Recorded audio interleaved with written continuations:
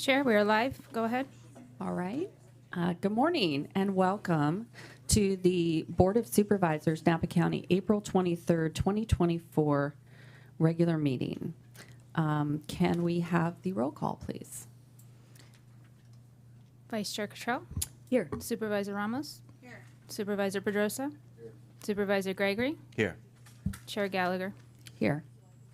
All right. I would like to ask Ms. Dana Kodrin if you could lead us in the Pledge of Allegiance.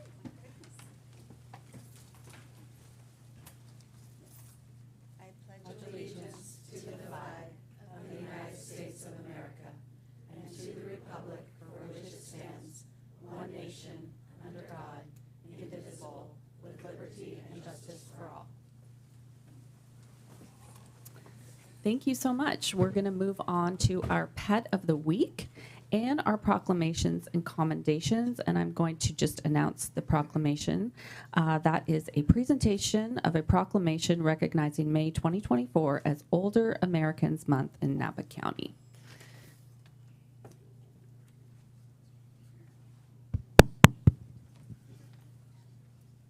Our hand. We have an unusual pet. You may want to get stand on your chair. Okay. Katie has brought us a lovely little mouse. And what is they's name? Algernon? Yes. Algernon. And it's apparently one of an employees at the shelter. It's a character in her favorite children's Oh my book, goodness. so- Okay, well, I'm going to hold the microphone for you so that you can make. No, I really would prefer you to hold with both hands. You don't want to hold it? No. Okay. So this is Algernon. You can always count on the animal shelter to keep things interesting. So a lot of people think that we just have dogs, cats, rabbits, but we actually have quite a variety. So this is a little albino house mouse. He actually came to us as a protective custody when the owner got into a car accident and the mouse was in his car. And so he then had to go to the hospital and ended up surrendering him to us. He has been an absolute sweetheart. Everybody at the shelter has handled him. He's never tried to bite. He would make a great first pet for a child. They are low maintenance, easy to keep up, and like I said, he's just so sweet. We also have other animals such as roosters. We currently have sheep. I was going to bring a sheep, but I can't get the sheep in my car. So that's why we stuck with Algernon. We figured that would be easier. And then I did want to just get a little shout out. We did have the last pet of the week, Mama Bear, was adopted from seeing it at the board. And so she was adopted later that day. So it was awesome. So officially, every animal that has come to the board has been adopted. So now it's this guy's turn. So this is Algernon.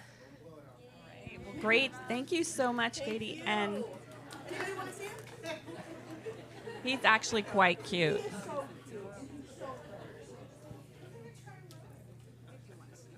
Next time will be the sheep.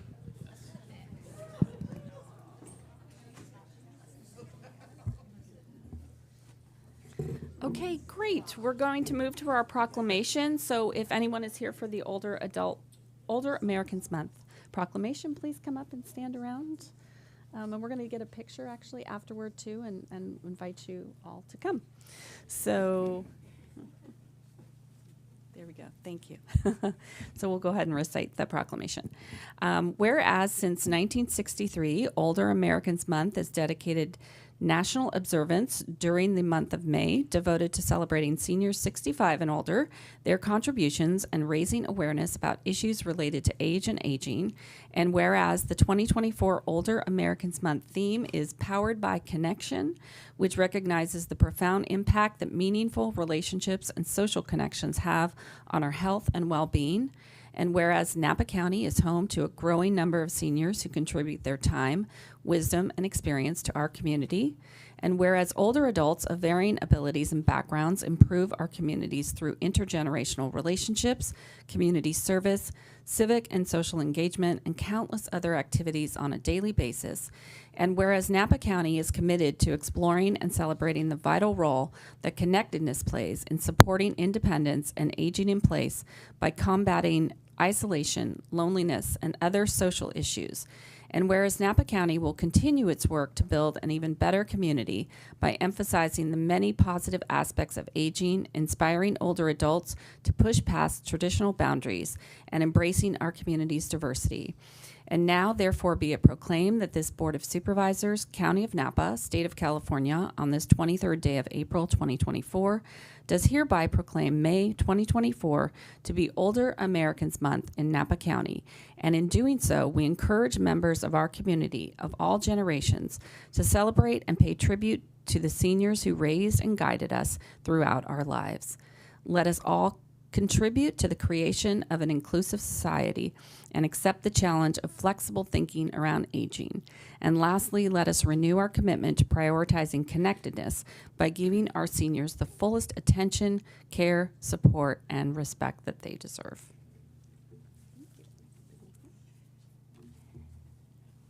Good morning, Chair Gallagher and members of the board. My name is Jennifer Yasumoto. I'm the Health and Human Services Agency Director, and I'm really thrilled to be here with Mark Frankenstein, who is our Commission on Aging Chair. Normally, I would not be the one accepting this proclamation. We would have our Deputy Director of Comprehensive Services for Older Adults. That is a vacancy right now, so for anybody watching, if you're qualified, please apply.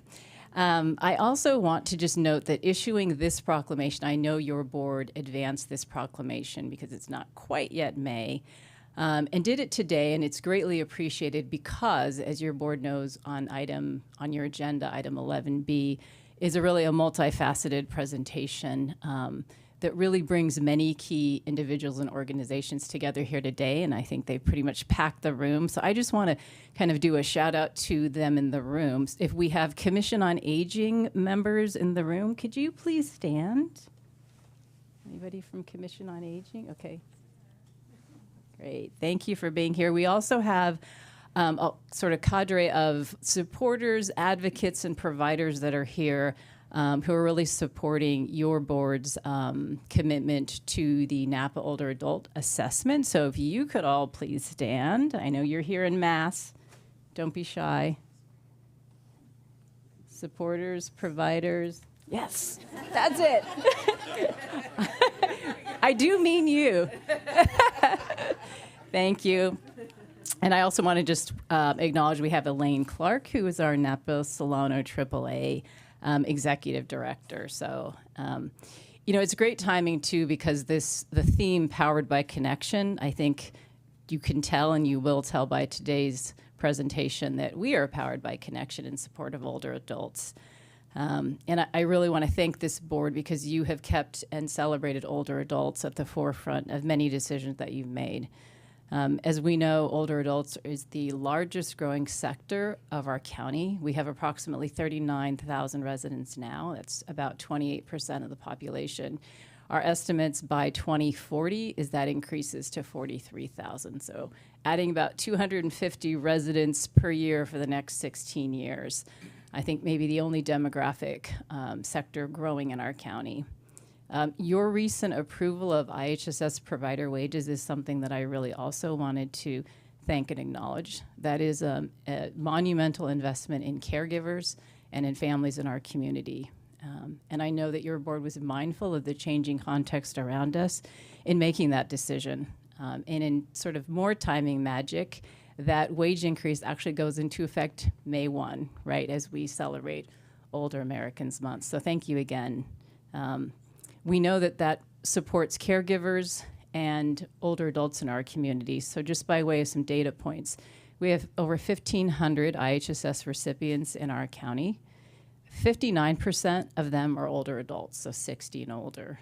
And on the other side of that, looking at the provider end, 60% are family caregivers. So your board is supporting caregivers that are also family members, and 85% of them live in this county. So that's dollars back really into our economy and investment in our residents, kind of on both ends of that spectrum. I also want to give a quick shout out to the CSOA Division of Health and Human Services. the dedicated social workers and staff who are really on the front line carrying out some of our most important programs like APS and IHSS. And just to kind of in the theme of Powered by Connection, one of the grants that our APS program pulled in is an AT&T grant. And that grant is actually being used in conjunction and partnership with Providence to issue 143 Claris devices, which are sort of like iPads. And we've provided that, and it includes 2 years of broadband. So talk about keeping our older adults connected. We can get some actually pretty interesting back-end data from the usage on that, and it really supports the idea of social connection, and it matters. And in the APS program, just to highlight one of the grants there is a Home Safe grant. And over the course of the last couple of years, 60 older adults have been supported with rent support, rent back payments, mortgage support, storage fees, et cetera. So those are things that really help to keep your older adults safe and housed in our community. Those are just a couple of examples of the wide range of supports that really do support older adults. And I know I and everyone here are truly grateful that this board has made investments and really thinking about all the supports, because it's not any one thing. It's everything that we can do in our community. So it all matters, and thank you. Thank you, Jennifer. I can't say any more than what Jennifer just said. The only thing I do want to say, because Supervisor Gregory told me I had 3 minutes. I won't take the full 3 minutes. I promise not to get on a soapbox. But because the theme is powered by connection, this county is connected, is a perfect example of how connected this county government is, this Board of Supervisors is, with the older adults. Just the fact that we have a Commission on Aging and you all come to our meetings, you all listen, and you all talk to us and educate us on what the county's doing is very much appreciated. So there's a lot behind this proclamation, and it's a county that is powered by connection with its residents, and I just want to say thank you for that. It's greatly appreciated. Let's go ahead and get a photo, and if my colleagues can come down and you can hold that in front of you. Okay.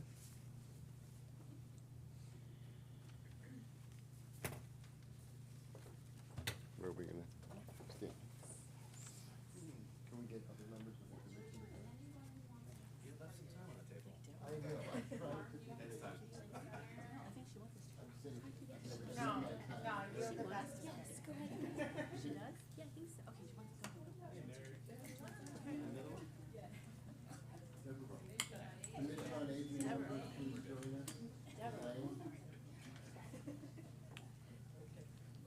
So we're gonna have to go on this side.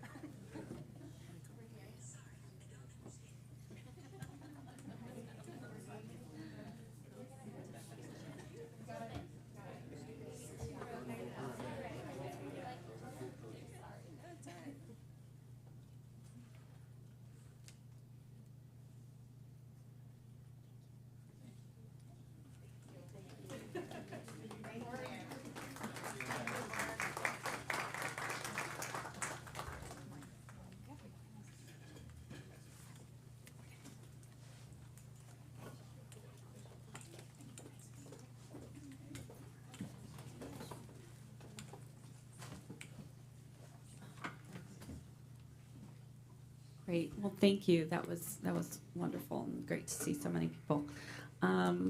Okay, we do not have any consent items for special districts.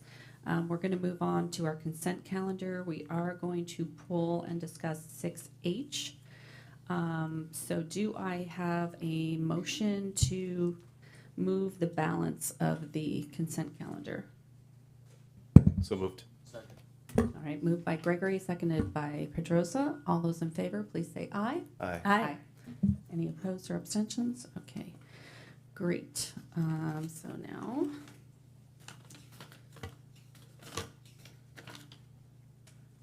all right, we are going to move to public comment. So for all matters that are within the jurisdiction of the board but are not on the agenda, if you have any comment, please feel free to come forward to the podium. This is general public comment.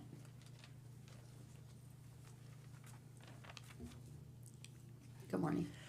Good morning, board.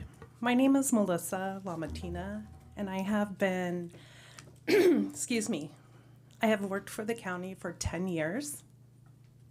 I'm here to applaud the county for adopting many valuable resources and programs that the community can access, which can potentially change a person's life for the better. But there's a problem. Unfortunately, the county of Napa has a problem with recruitment and retention. We have to do better, otherwise we will have all these great programs and resources for the folks in our community, but few county employees to work them. And as we have been experiencing long wait periods to get services for those in need and extreme burnout from county employees due to having to take on more than is humanly possible in a 40-hour work week. Napa County employees deserve better, and so do the residents of our county. I work for In-Home Supportive Services, and as we're celebrating Older Adult Month and the connection to the community, we absolutely need more workers, better wages, better benefits to keep employees here in Napa County. Otherwise, we're in serious trouble. I know Chris Brown's in the audience today, and she's been yelling and screaming at the top of her lungs about what's happening now, and we're not prepared. So please, take county workers seriously, get us a good wage so that we can draw employees to the county and keep our services in place. Thank you. Thank you.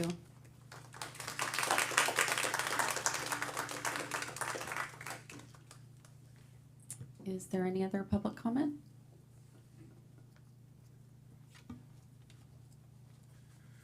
Good morning, distinguished members of the board, CEO Alsop. My name is Kevin Godwin. I'm a union steward for behavioral health. I've worked for the county as a clinician for over 17 years. I'm here with two statements and two requests. The first statement is that we have been working tirelessly as a bargaining team on our side to get our proposals across in a timely fashion, hoping that, of course, we would get good traction and movement towards an expeditious contract. And that is still our hope. And so we're asking today that you guys provide full authorization for your team to continue that process. The second thing is I've been involved with the meet and confer process with the behavioral health supervisors. And what we're asking for is, and I know that we met with Supervisor Gallagher and Ramos about this issue, asking for a second supervisor for the mobile response team.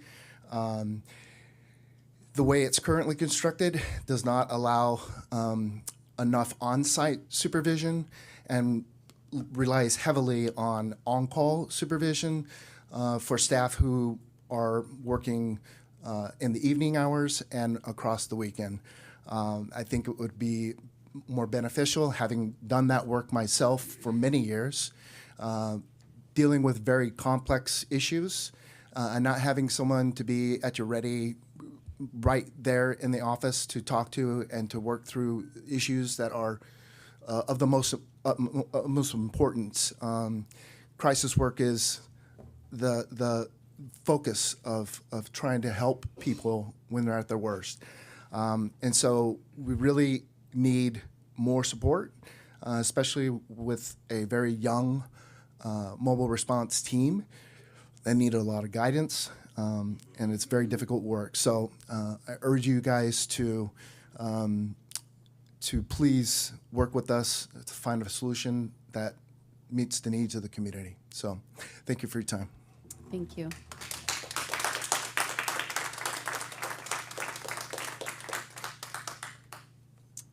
Okay, any other public comment in the room? Do we have any public comment on the phone? No one on the phone. Okay, great, thank you. All right, well, we are going to then move on to Board of Supervisors reports and announcements. I'm going to go ahead and start. I did just want to say, I kind of give a shout out to our consent item 6J that we just passed. This is a fantastic example of the county, the city of Napa, and Mentis, one of our community-based organizations, working collaboratively to acquire and rehab a deed-restricted mental health treatment housing facility. I know how hard it is to collaborate across different sectors. Pulling together the funding, the braiding of the funding that you were able to do is really pretty remarkable. It's not easy. It looks great when it comes to us on consent, and we all say, great, awesome, look at how everyone worked together. But that's not an easy thing to do. And I did want to point out that this will give priority to our CARE Act participants, which is really, really important, as those are our most vulnerable mental health clients. And so I just wanted to say thank you for the hard work and the heavy lifting, and to HHS Behavioral Health, the City of Napa, and Mentis. Thank you so much for putting this together. It's great work, and it's just a great example of what we can do when we work together. I'm going to go ahead also and just do my CSAC updates. We were at CSAC last week. I attended a couple of committees, or several committees, but the ones that I'm supposed to report from, I went to the HH Policy Committee. Quite a bit of frustration happening around unfunded mandates, which I'm sure is nothing new to everybody up here. We talked about Prop 1, Care Court, all of these things coming down, and yet there are proposed budget cuts to HHS programs. Supervisor Holly Mitchell from LA reminded us that when the economy is in decline, that's when the demand for health and human services goes up. And so it really doesn't make any sense to be cutting HHS services at this time. There are a lot of cuts that are being opposed by CSAC. Let's see. We reviewed California 2030 to find opportunities to serve our eldest residents. And we have SB 1249 that's sponsored by the California Commission on Aging, which is carried by Senator Roth. We also reviewed the Cal-AIM Justice Involved Initiative. This is targeted medical via Medi-Cal behavioral health and other services for 90 days pre-release. So there is an opportunity for correctional facilities to do a readiness assessment that has to be completed 6 months before going live with the program. And there is some funding that's available, and it's non-competitive. So interested to hear more about what might be happening at our correctional facility around that. Also attended the Governance and Finance Policy Committee. There are many counties that are owed money for mandated programs. I'm curious to see if we are owed any monies and if we've made claims to the Commission on State Mandates. There is also a very troubling initiative sitting out there.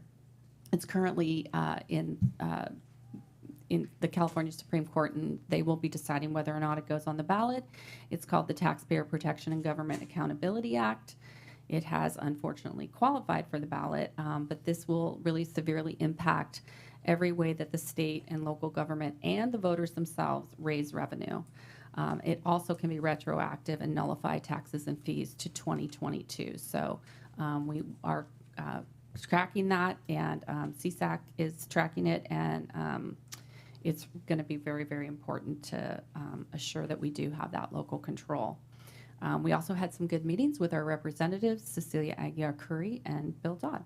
So that's it for me, and I have Supervisor Gregory up next. Yeah, CSAC was the highlight of our week last week. CSAC is the State Association of Counties. It's collaborative of all the counties in California. I sit on the board, so at the end of our session last week, we had our board meeting. It's, imagine a big table surrounded by a supervisor from every county in the state. It's pretty powerful, collaborative. We did all the business of the board. We did decide to endorse two measures coming along. ACA 1, you've heard a lot about. It changes the voter threshold to 55% for affordable housing and public infrastructure. That is headed for the ballot in November. There's another one, ACA 13, that we voted to endorse. It just simply says if there's ever an effort to change a voter threshold from 50 or 55% up to 2/3, the vote required to do that should also be 2/3. So we heard that and voted to endorse ACA 13. While I was there, I got this book. It's a kid's illustrated book on how counties work. And I read it, and I think I finally got it.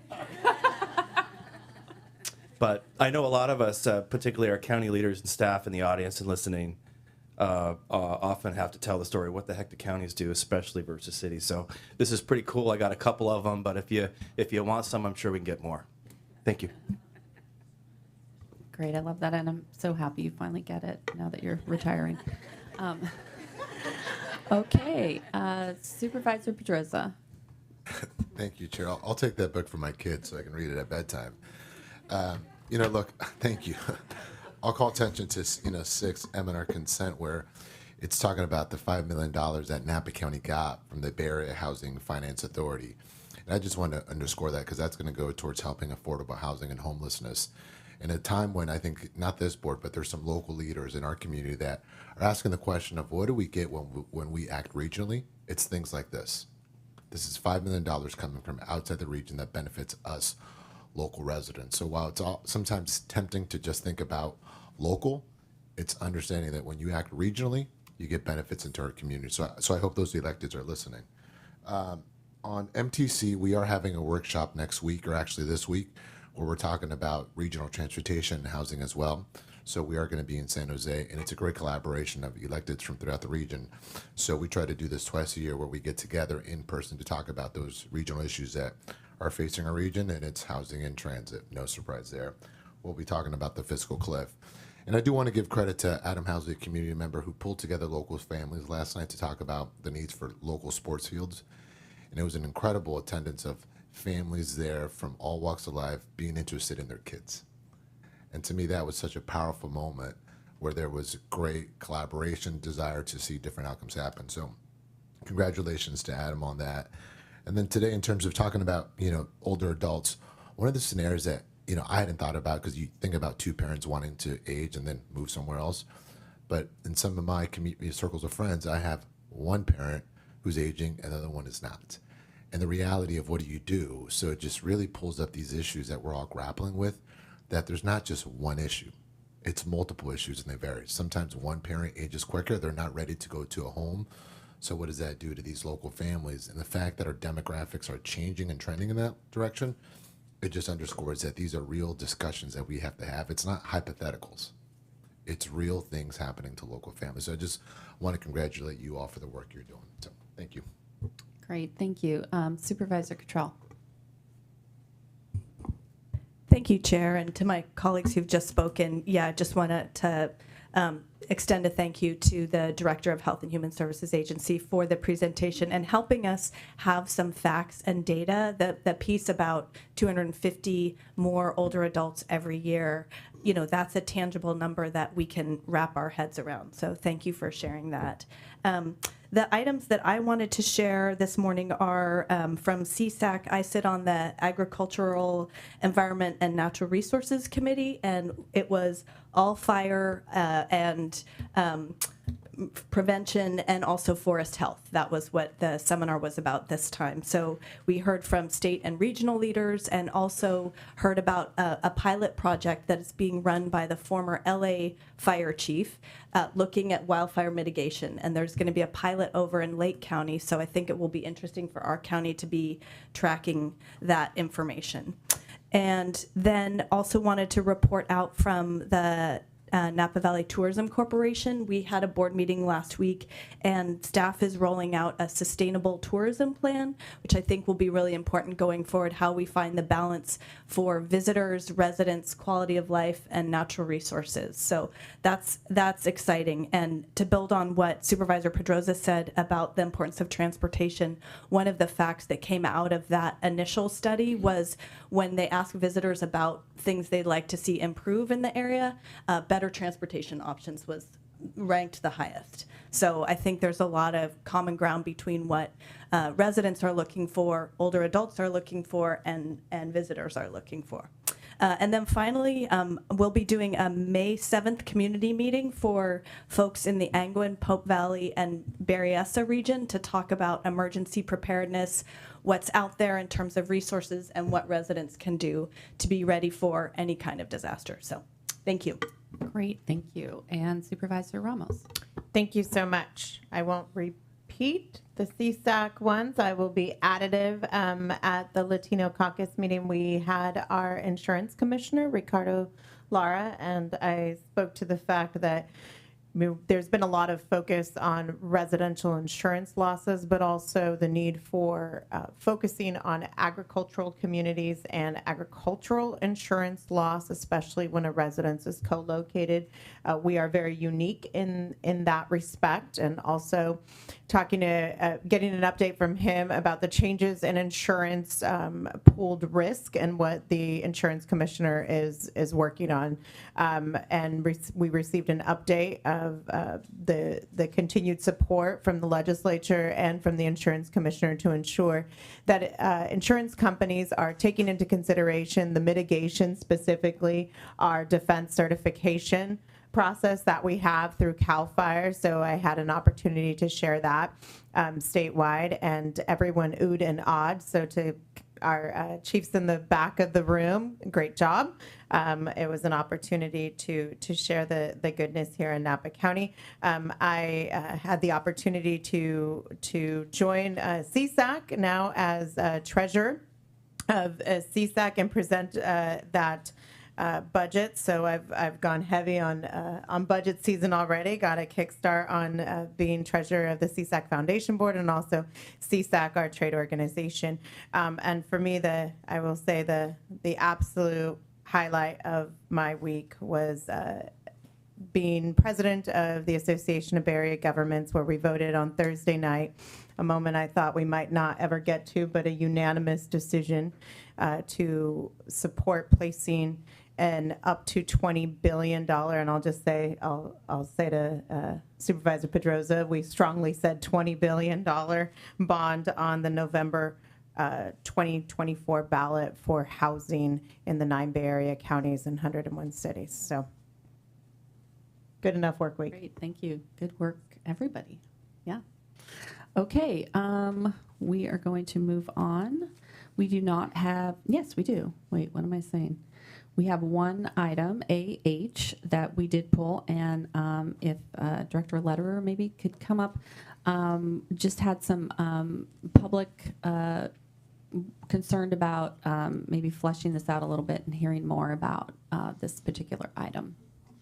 Okay, thank you, Chair Gallagher, members of the board. Steve Lederer, Public Works Director. So this item relates to the section of the Vine Trail that we've been working on the design for between Yountville and St. Helena.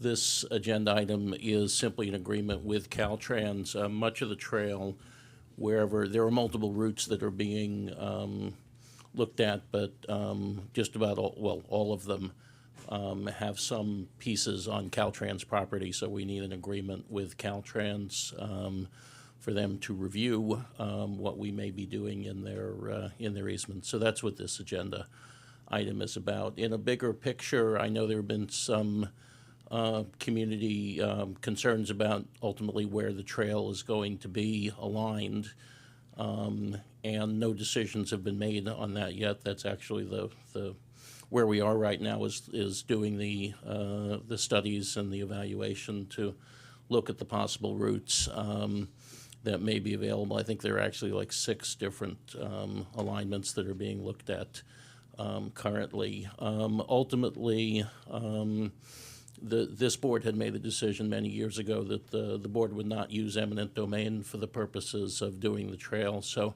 if the trail is going to cross somebody's property, it will only do so with their permission. They would have to give an easement, and the only way to get that easement is if they're willing to do it willingly. And if they're not, then the trail will go somewhere else. Also, I'll mention that we'll be embarking on an environmental document for this project, which will evaluate multiple routes. And of course, there's an extensive public comment process associated with environmental documents. And then at the end of the day, only this board can decide what the final route will be, and this board will have an opportunity to weigh in. So that's where we are. I'll also mention that budgetarily the project does not have all the funding that it needs for construction at this point. We're doing a lot of evaluations to figure out the way to bring in the most cost-effective project, and then ultimately we're applying for a number of grants to help fund the project. And if those ultimately, until we find the money, there won't be a project either. So anyway, very early on in the process, and again, today's agenda item is simply an agreement with Caltrans, because they won't talk to us unless we have an agreement and we pay them. So that's what this is. Thank you. Do I have anything from the board? Supervisor Cottrell. Thank you, Chair. Yeah, and I am supportive of this item. I think it's really helpful to hear the background you just provided, and I think we all know how hard Vine Trail staff is working to move things forward and how much they've already accomplished.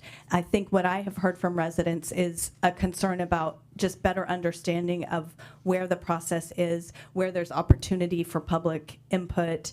And I know there have been a lot of meetings between the Vine Trail and residents, but having a better sense of where the county has oversight and where our decision points are. So I might suggest we ask for a future agenda item where we could get a snapshot of where we've been, particularly as a new supervisor, where we are right now and what are the decision points and opportunities for public input going forward. Okay, I'll work with the CEO on that. And Great. Thank you. Is there anyone else that has any comments? And are there any public comments on this item?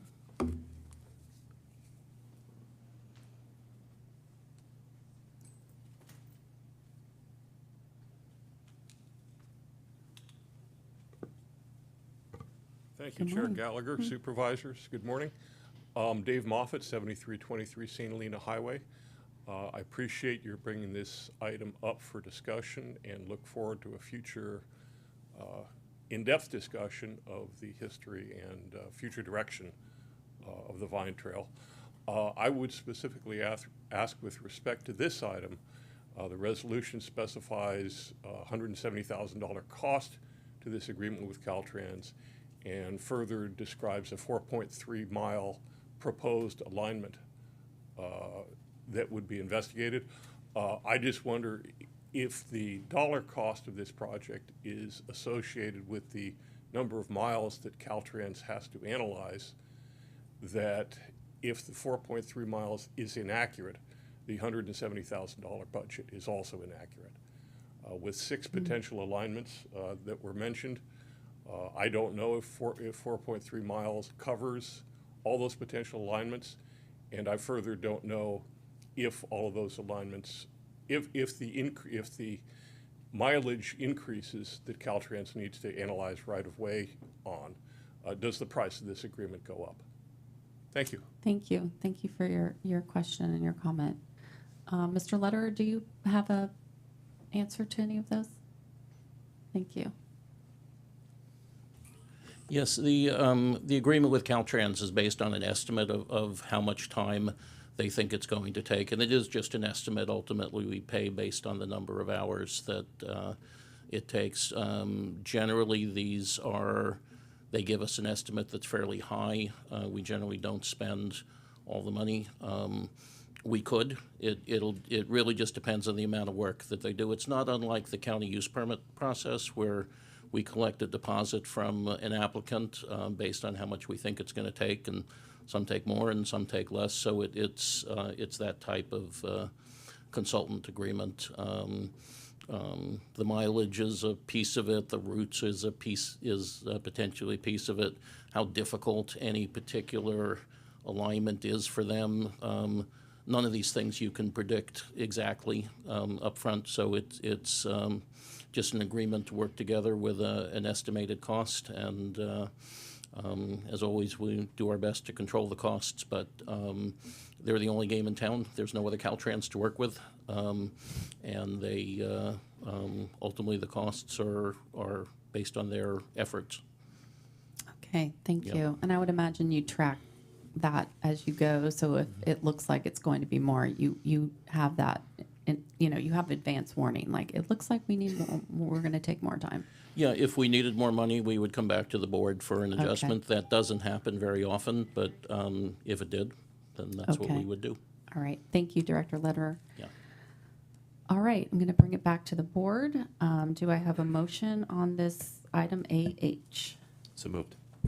Second. Moved by Gregory, seconded by Cottrell. All those in favor, please say aye. Aye. Aye. Any opposed or abstentions? All right, great. We are now going to move on to our administrative items. We do not have anything for special districts. 11A, from the County Fire Department, we will receive a presentation on the organizational structure of the Napa County Fire Department Volunteer Program and associated policies to support volunteers. And we'll wait while our team makes their way up to the front. And Mr. Shu or Chief, who's going to lead off? Okay, thank you. Well, welcome, and thank you so much for being here. We're excited. Big day. And looking forward to your presentation. So whenever you're ready. Thank you very much, Chair Gallagher, members of the board. The green light is on. Now it's on, Loyal? Yeah. Okay, now it's on. Now it's on. Now it's on. Chair Gallagher, members of the board, thank you very much. David Shu, Fire Administrator for Napa County. I'm here with my colleague, the Napa County Fire Chief, Mike Marcucci.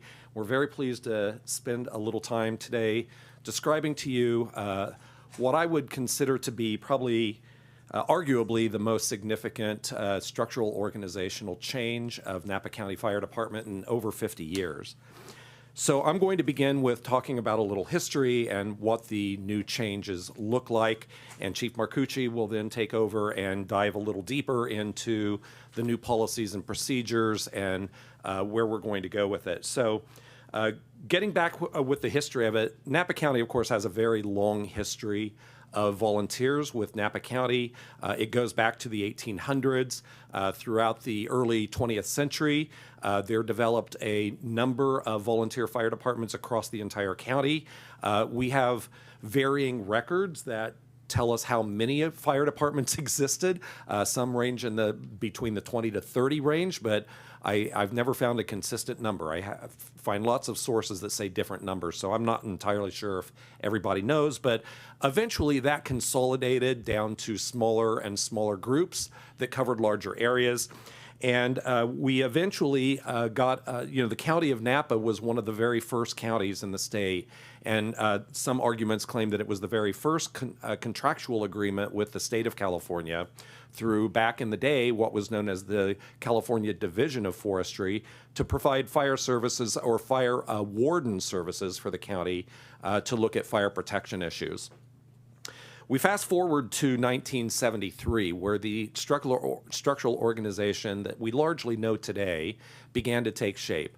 That year, the county formed the first contractual agreement with the California Division of Forestry and Fire Protection at that point, and struck an agreement for what is known today as CAL FIRE to provide the paid services in the county, augmented by volunteer fire departments. At that time, the 9 volunteer departments that we are familiar with today were consolidated from a group of other fire departments, and the structural organization in 1973 took place with a combination of paid and volunteer firefighters who were both CAL FIRE and volunteer members across the county.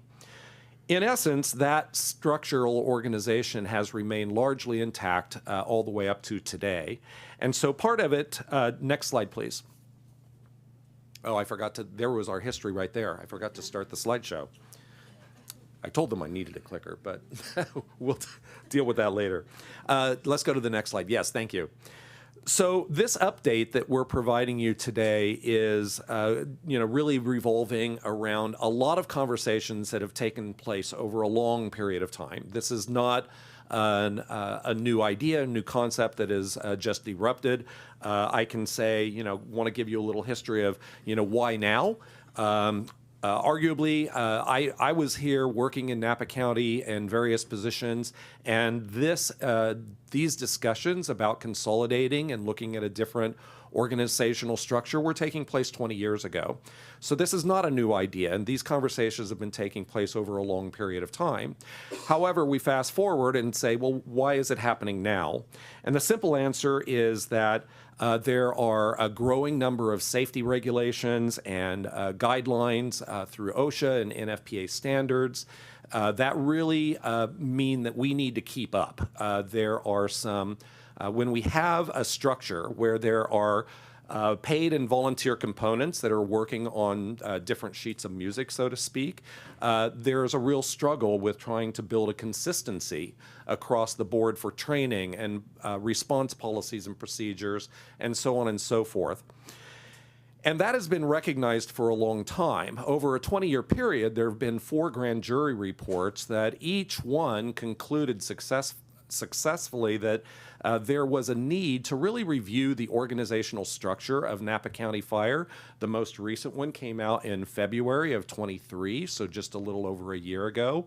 And the conjunction of the grand jury reports and also a report for the Napa County Fire Department master plan all identified a real need to make this structural organizational change. So the beginning conversations for what we're here today to report on started well over a year ago, and there have been many, many meetings with both the CAL FIRE staff who've been very aggressive in putting together a lot of new policies and procedures, but also lots of meetings with the volunteers themselves. And the essence is, I think we all can agree that there's always a sort of a trigger point where you get the right people in the right place at the right time, and suddenly things happen. And I believe that that's exactly where we are. So with this new organization, the 9 volunteer departments, as we know today, will become individual Napa County Fire Department stations working in conjunction with a combination of both paid and volunteer stations throughout the county. I want to make it clear that the volunteer organizations with their nonprofits and so on and so forth will remain intact. That doesn't change. In fact, we want to celebrate that and support that for those associations to have a close connection with their community, to celebrate that history and culture of their volunteers in those communities, and to continue doing fundraisings as they choose and so on and so forth. Also, one of the things that is changing is that historically there has been a memorandum of agreement between those nonprofit organizations and the county. That will change to make that individual agreement with the associations dissolve, and moving forward there will be an individual memorandum of agreement between each individual volunteer member and the Napa County Fire Department, which allows there to be a much stronger connection for the policies and procedures that Chief Marcucci will elaborate on, and provide a better framework for an association and match the agreements that volunteers throughout the county do in other organizations. The change is going to essentially remove the title of volunteer fire chief, and the lead captain at each station will become the replacement for that volunteer chief position, so that each one of the 9 stations will have one person who will be the lead person, the point of contact, and the responsible party that we can go to, and who can also reach out and ask questions and ask for support and help. These lead captains will report to one of the battalion chiefs in the paid component.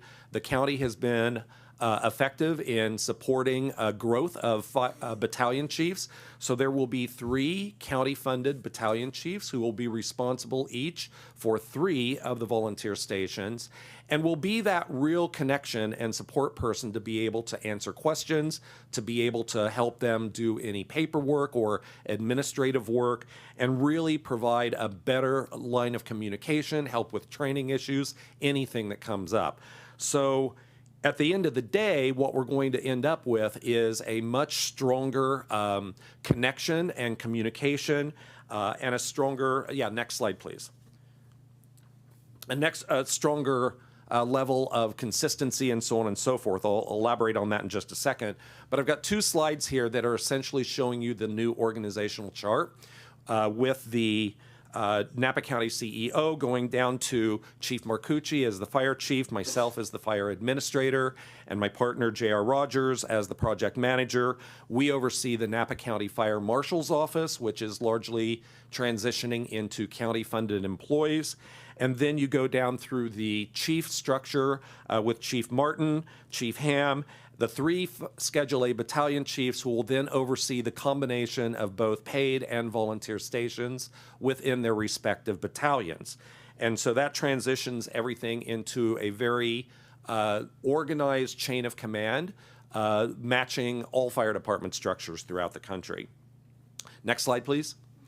This slide goes ahead and shows the breakdown and the vision of the organizational chart within each of the volunteer stations.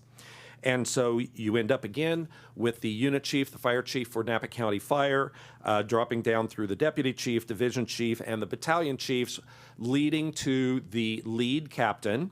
And then there's a series of what I guess we'll call middle management that is more fire captains and lieutenants, then going down to volunteer engineers, then volunteer firefighters, firefighter operators, volunteer EMS responders, and finally support members. So there's a wide range of participation that different people can choose to become volunteers within the county.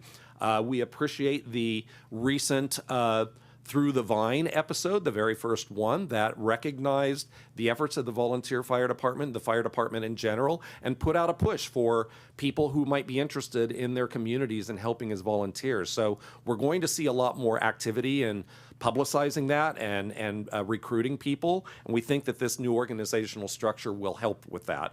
So this is a consistent organizational structure that will take place in each one of the 9 new stations. And there's a lot of flexibility in this. There are, as you'll see in the engineer ranks, for example, volunteer engineer company officer or volunteer engineer water tender operator, because we know different people have different desires to be in different positions. So, for example, somebody could just be an engineer and maybe just want to help drive water tenders to calls, which is extremely important because we need a lot of water at calls.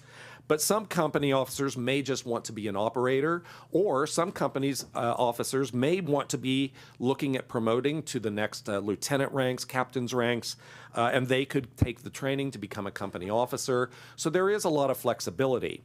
Now, when you look in that middle rank with a volunteer captain and the volunteer lieutenant spread across the way, we've made an agreement that we are going to be meeting with the volunteer stations individually and having conversations with them about the potential of allowing for there to be additional captains in lieu of the lieutenant positions based upon individuals' historical recognition and training and qualifications. So that is going to be added in here. And so it just kind of adds to this flexibility. We recognize that this is a major transition for the fire department to go through, and we want to acknowledge that there will be a transition period where we need to kind of settle into this new organizational chart, and we will work with them individually to make that happen. Next slide, please. And finally, the organizational structure. That you can ask, why are we doing this? What is going on? This new organization is affecting the structure in the form that it gives a very clear chain of command and organizational structure for issues to come up and down the chain, for people to help with building those fire department standards and making sure that we have everybody trained to the level that they need to be. It establishes that consistency in training and policies and procedures and reporting that, quite frankly, we've never had before. And this also is going to establish a practice for a higher level of support for the volunteers, and really, an increase in the ability for us to reimburse volunteers through the stipend program, which increases the recognition and the equitable reimbursement for the time and work that they spend as a volunteer. All of this is going to lead to safer working conditions because everybody is going to be trained consistently across the board. There will be a much better view when people arrive at incidents, knowing what they're capable of doing and what they've been trained to. But overall, at the end of the day, this is really all about public safety. If we can provide a higher level of public safety by more consistent training and practices and a broader workforce responding across the county to provide help when people need it, that's going to provide a higher level of public safety. And quite literally, at the end of the day, that is the reason this is happening. So with that, I'll turn it over to Chief Marcucci to go a little deeper into the policies and procedures. And good morning, Chair and Board, and thank you, Dave. So moving forward in the additional details, I would first like to point out, I would be remiss if I didn't thank Deputy Chief Jason Martin for the significant amount of work that he did putting this together. The pages that you're reviewing, and some are quite lengthy, were done through a collaborative effort, not only with Chief Martin, but with also Christine Briseno from the HR, as well as Shanna Bagley from the County Council. So we wanted to ensure that the documents that you're reviewing have met all county standards and such along those lines, so they do fall into line with the county, even though they will fall under the fire department. Moving forward to the role positions, which is really the largest part of this, we are doing, as David said, we're grandfathering a lot of the roles in, but we're also recognizing that we're deepening a lot of the roles in providing the volunteers more of an opportunity to promote through the ranks. And so we are really, through that deepening, though, we've also recognized that there is going to be a need for additional training to ensure the roles have a path to success and that we are providing the membership with that training. We also, by deepening, for example, the engineer role, we've taken an opportunity to allow potentially some older members that would just want to, as David said earlier, respond in the water tender. That wasn't a role really that we had before. So we're trying to expand the amount of time that one can volunteer within the fire department, which, as you know, is a physically demanding profession and chosen trade, especially to volunteer in. So we've deepened that out as well, and we want to provide that training. And we're looking into what that looks like as we move forward with our program through our training bureau. The stipend policy is also a large piece of this as well. And while no volunteer does volunteering for money, it really allows us to be able to reimburse them for out-of-pocket expenditures, wear and tear and such. One thing that we didn't have, and I noticed when I got here a few years ago, was if we had red flag warning or a large weather event that we've had earlier this year, we had no means to be able to stand up additional resources with volunteers to be able to stand by for those red flags and high fire danger days and weather events. And just a few months ago, we had just about 200 calls in one day in the county for service, where we normally have somewhere around 20. And so to be able to do that was remiss. And so now we've created that with the stipend policy to be able to stand up those extra resources and deepen the county's response for different events that happen. Additionally, we had no way to reimburse a volunteer for an event that was outside of the CAL FIRE purview, for example, a wildland fire. CAL FIRE will start paying the volunteers at 12 hours of time on the incident, but between that 0 and 12 hours, there was no way for us to compensate. And so we've developed a policy to be able to do that as well. And finally, previously or today, the volunteers, if they attend 2 drills and 10% of their calls, they get the monthly stipend. We vary greatly in the amount of incidents that our different stations run from Pope Valley to Carneros. And so within that, we've developed a point system that's being actually flushed out now to where we understand that volunteering just isn't going to emergencies. Volunteering is coming down to the fire station, taking care of the grounds, making sure the vehicle or the equipment is taken care of, maintenance is done. There's a lot of things that happen behind the scenes that will credit a volunteer just the same as they would if they were responding to a Code 3 lights and siren emergency. Better, again, deepening the availability of a volunteer that potentially can't make all the incidents because they maybe work out of town but live in the county, something along those lines. They can still volunteer and participate in the volunteer organization. With the new policies and procedures, we've really worked to, for the intent and expectations, to provide a document to the volunteers what the county will do, what the fire department will do, and what do we expect the member to do. That transitions into the code of conduct, which is your standard document that you would see in any profession of what we expect there when they're representing the county fire department wearing that uniform. We have a very high level of professionalism. We expect that from each one of the members. To the new professional standards, which really provides us an opportunity to provide the membership, as well as the supervisors of each station being the lead captains, what that looks like for those standards that we expect of a professional fire department. If a volunteer has an issue, they know what to expect and what that looks like to get back on the right track.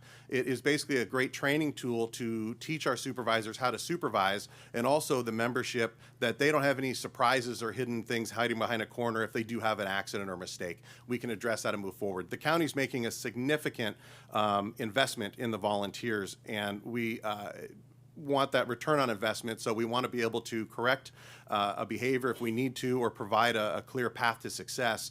This document will allow us to do that. Finally, we need to start doing a better job in the fire department of doing an annual review of our policies and procedures. With that, an ad hoc committee will be established to be able to do that. That's going to start with getting this rolling, if you will, and looking at those policies and procedures that need to be updated, if nothing else, for verbiage changes. We will also be looking at all of our procedures, our training documents on a yearly basis with an ad hoc involving not only the career staff but the volunteer staff and the fire administrator's office to review that we are, in fact, looking at those holistically and making changes as we need to. Next slide, please.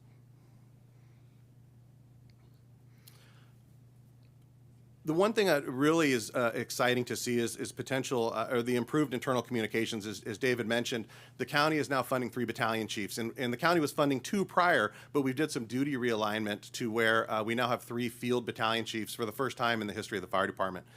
Those battalion chiefs' sole duty is to care for the volunteer program, and so attend the drills, be their point of contact. Again, we're talking about volunteers that have a full-time job and more than full-time in some cases. To be able to have that battalion chief to be the day-to-day point of contact for simple errands that need to be run or anything along those lines to care for that station is hugely important. And to be able to deliver not only the message from the fire department but also the county to the volunteers is also going to be this conduit through the battalion chief. A very exciting venture that we're looking forward to filling those positions and moving forward as we move forward with this. The countywide call response is another really exciting change that I'm looking forward to. We have a true transient workforce. Not many of our volunteers live and work in the same location. A lot of them travel up and down the valley during different work. A lot of them work in the wine industry, and those locations change based on the location of the day. But we have 14 fire stations scattered around the county, and so if you happen to live in Pope Valley but you work in Carneros and there's a fire in Napa, we would wholeheartedly expect you to go get the engine or the water tender from Station 210 on Old Sonoma Highway. That has not always been the case, and that's one of the things by moving to a completely county fire department and merging all the stations together, that it is truly 14 fire stations that they all have access to. And as they're driving through Rutherford or driving through Angwin, they can stop and pick up a piece of equipment and be able to effect a response, or at least deepen our response along those lines. So that is going to be pretty exciting to hopefully deepen our response ability throughout the county. And finally, our data collection. Right now, we've got 9 different systems of collecting data through the 9 different stations. And so we're looking forward to being able to collect the data, because I can imagine in a year from now, the board will ask for a presentation on how is this program working and how is it going with the budget. We really look forward to coming back and saying, we've expended all of the funds you've given us for the stipends because we've had such a response. But we want that data to be able to back it up. And right now, we just don't have it in a way that we can present it effectively. So really looking forward to the consistent response, the incident data that we're going to gather, also to be able to track for our members' benefit if they do go to a response where a person has some time of a communicable disease or something that could have affected them at home. We want to be able to track those people down and get them the care that they need. That's our job as the leaders in the fire department. So we really look forward to some new software coming online to be able to provide us some more empirical data to provide to the board pretty much at the click of a mouse. Finally, with that piece, the stipend reports right now, we're on a paper-based system. We really look forward to getting to an electronic database in 2024 to be able to not only effectively pay the stipends on a timely fashion on a quarterly basis, but have that to where our staff services manager, one can just draw that out of the cloud, if you will, at her desk and be able to make that happen. So. I'll just finalize with one quick comment. This presentation is a work in progress. We are hoping to have the implementation in place by July 1st, and there will be most of these components, especially the large organizational components, will be in place by that time. We've already incorporated the stipend program with the additional funding into the new budget, so that will coincide with the new fiscal year. But be advised that today we don't have all the documents completed. We hope to have all of them. There may still be some lingering pieces that we have to complete even after July 1st. Like I said, this is a big lift. This is a massive change in the way we've done business, and there's a lot of moving parts. So we're going to do our best to have everything in place as best we can by July 1st, but there could still be some lingering decisions to be made, documents to complete, and some things like that. So just be advised of that. And with that, I think we would love to open it up and answer any questions you may have. Great. Thank you both so much for the presentation. And we'll start with Supervisor Pedrosa. Thank you, Chair. And look, thank you both for the amount of work you put into this. And maybe you can talk about that outreach in terms of what you all did to kind of go on the road and what type of touch points you created. So maybe just start there. Yes, that was it's actually been a real revealing process. As I said, these conversations and meetings started well over a year ago. So this has been a very long-term process of meeting primarily with, many of the volunteers and such. It started getting pretty aggressive by the end of probably late last year and going all the way up until just recently, of having focused meetings with the leads of the stations, coming to regular meetings to review all these policies and procedures.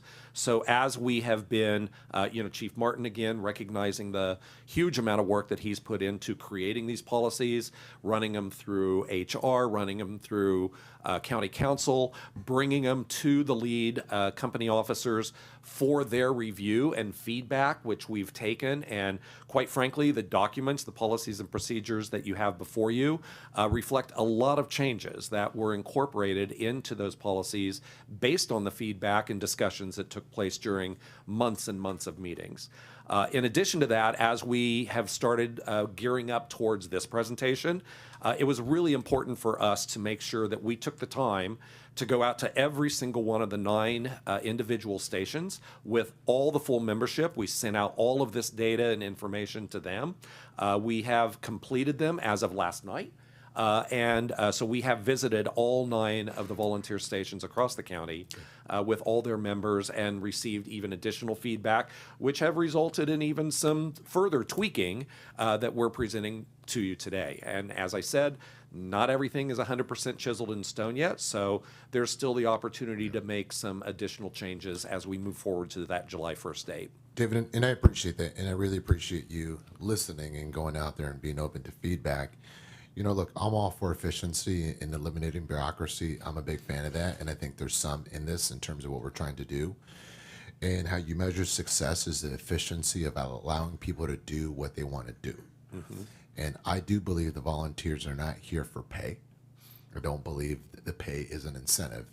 The efficiency in how they're able to do the job and the service, to me, is a primary motivator. So I look at the benefits of what we're trying to do here, and I agree with them. But I also want to caution us how I'm going to measure failure is if we get less volunteers volunteering because it's more bureaucratic. And that's something I want to be clear. So in this, in everything we're changing in the policies, is there any concern about what that might mean to attracting and retaining volunteers? I think I could speak that we believe that with the new software and electronic programming and the support from the battalion chiefs that we're putting in place is actually going to ease the burden from them. The whole design of this is to ensure that they have that additional support that previously they've kind of had to shoulder on their own and figure out, who do I call about this? How do I take care of this problem? How do I get this training scheduled and things like that? We're going to provide a direct report so that quite literally they shouldn't have to worry about a lot of those things. Pick up the phone, ask the question, it'll get taken care of. And then in addition, all the electronic services, for example, Chief Marcucci just really spelled out a much more complicated, basically, stipend program because it's going to take into account all these activities that these people do. So how do you track that? And we've been in the process of reviewing numerous software programs that are going to allow us to have all of that. So it is going to greatly simplify and bring a level of consistency, so the ease at processing paperwork, of tracking people, of allowing them to not have to go through this laborious process or have a station lead saying, who went to that call, and things like this. This is going to really simplify the work that they do. So our view and our hope is that it not only does it reduce the complication and the red tape, it actually improves it a great deal and makes it simpler for them. No, I appreciate. Go ahead. Supervisor, just to tag on to that, we've really talked about retention of the volunteers, but we didn't really talk about recruitment of the volunteers, and I think that's kind of where you're going as well. But yeah. And one of the things right now, when I first started talking about this, and Chief Martin and I started talking about this, I Googled how to become a Napa County firefighter, and it didn't lead me anywhere. And because up until now, each one of the stations has been doing their own recruitment. They all have their own website. They've been doing their own recruitment, which is great. It's grassroots. They see a young person in town. How do you want to become a volunteer? They come by. They take a look. They kind of take, everybody gets a feel for each other. But one of the things that we were missing was a county website to enforce that. And we had one, but it was kind of buried inside the county website. And it was a PDF document. It didn't really tell you what to do with it. And that really, to me, was a choke point for this, for our recruitment of young people in the community. Yeah. So we've been out doing a much better job with that through the county to be able to do more recruitment focused through the county's website, in addition to the companies and into the stations themselves. So I hope that'll be a metric to measure as well. No, and again, those are some of the benefits that I see being pulled up. And then just my last comment question, in terms of the organizational chart and titles, I don't think, titles really matter. Right, I think for the most part, I do think people are genuinely interested in what they're able to do with the positions they're in. So I say this for this, in terms of some of the changing, I hope that we're not getting in the way of maximizing people's potential and experience. So creating flexibility on titles that allows us to tap into their experience is the goal. Someone that just wants to be chief, I think those days are gone. It's about what can they do for this community. They're here for a reason. They're not here for the money. So I just hope that this structure doesn't inhibit that, and that's one of the measurements I hope, David, that you have as you're evaluating this, what's working and what's not, and how do we tweak it, because it's going to be a living document. And thank you for that, and that is exactly why we're building the flexibility into this and continuing to have those discussions with the volunteers to do exactly that. All right, thank you. Thank you. Okay, Supervisor Cottrell. Thank you, Chair, and thank you, Chief Marcucci and Mr. Hsu, for the presentation. Really helpful to have the background and explanation of what the vision here is today. And I also just wanted to say thank you. I know we have several volunteer firefighters in the room today, so thank you for being here and for your time. Thanks to Chief Martin, HR, and Chief Marcucci and the fire admin team for all of the work that's gone into this process. I know it's been not just a multi-month, but a multi-year process. So, and we've had lots of conversations about it, so thank you. Dave, you pointed out that the volunteer tradition in this county has dated back to the 1800s, and we collectively want to continue and strengthen that tradition. It's not only important for fire safety and response, it's really important because our volunteers are a key connector to our communities. We need to value their time. I do think the stipend is an improvement both on recruitment and retention, so I'm glad to see that coming in. I appreciate the grandfathering the roles to bring, and people can train up to levels. And just to build on what Supervisor Pedroza is saying, I also see a need for flexibility as we make this transition and as you say, settle in.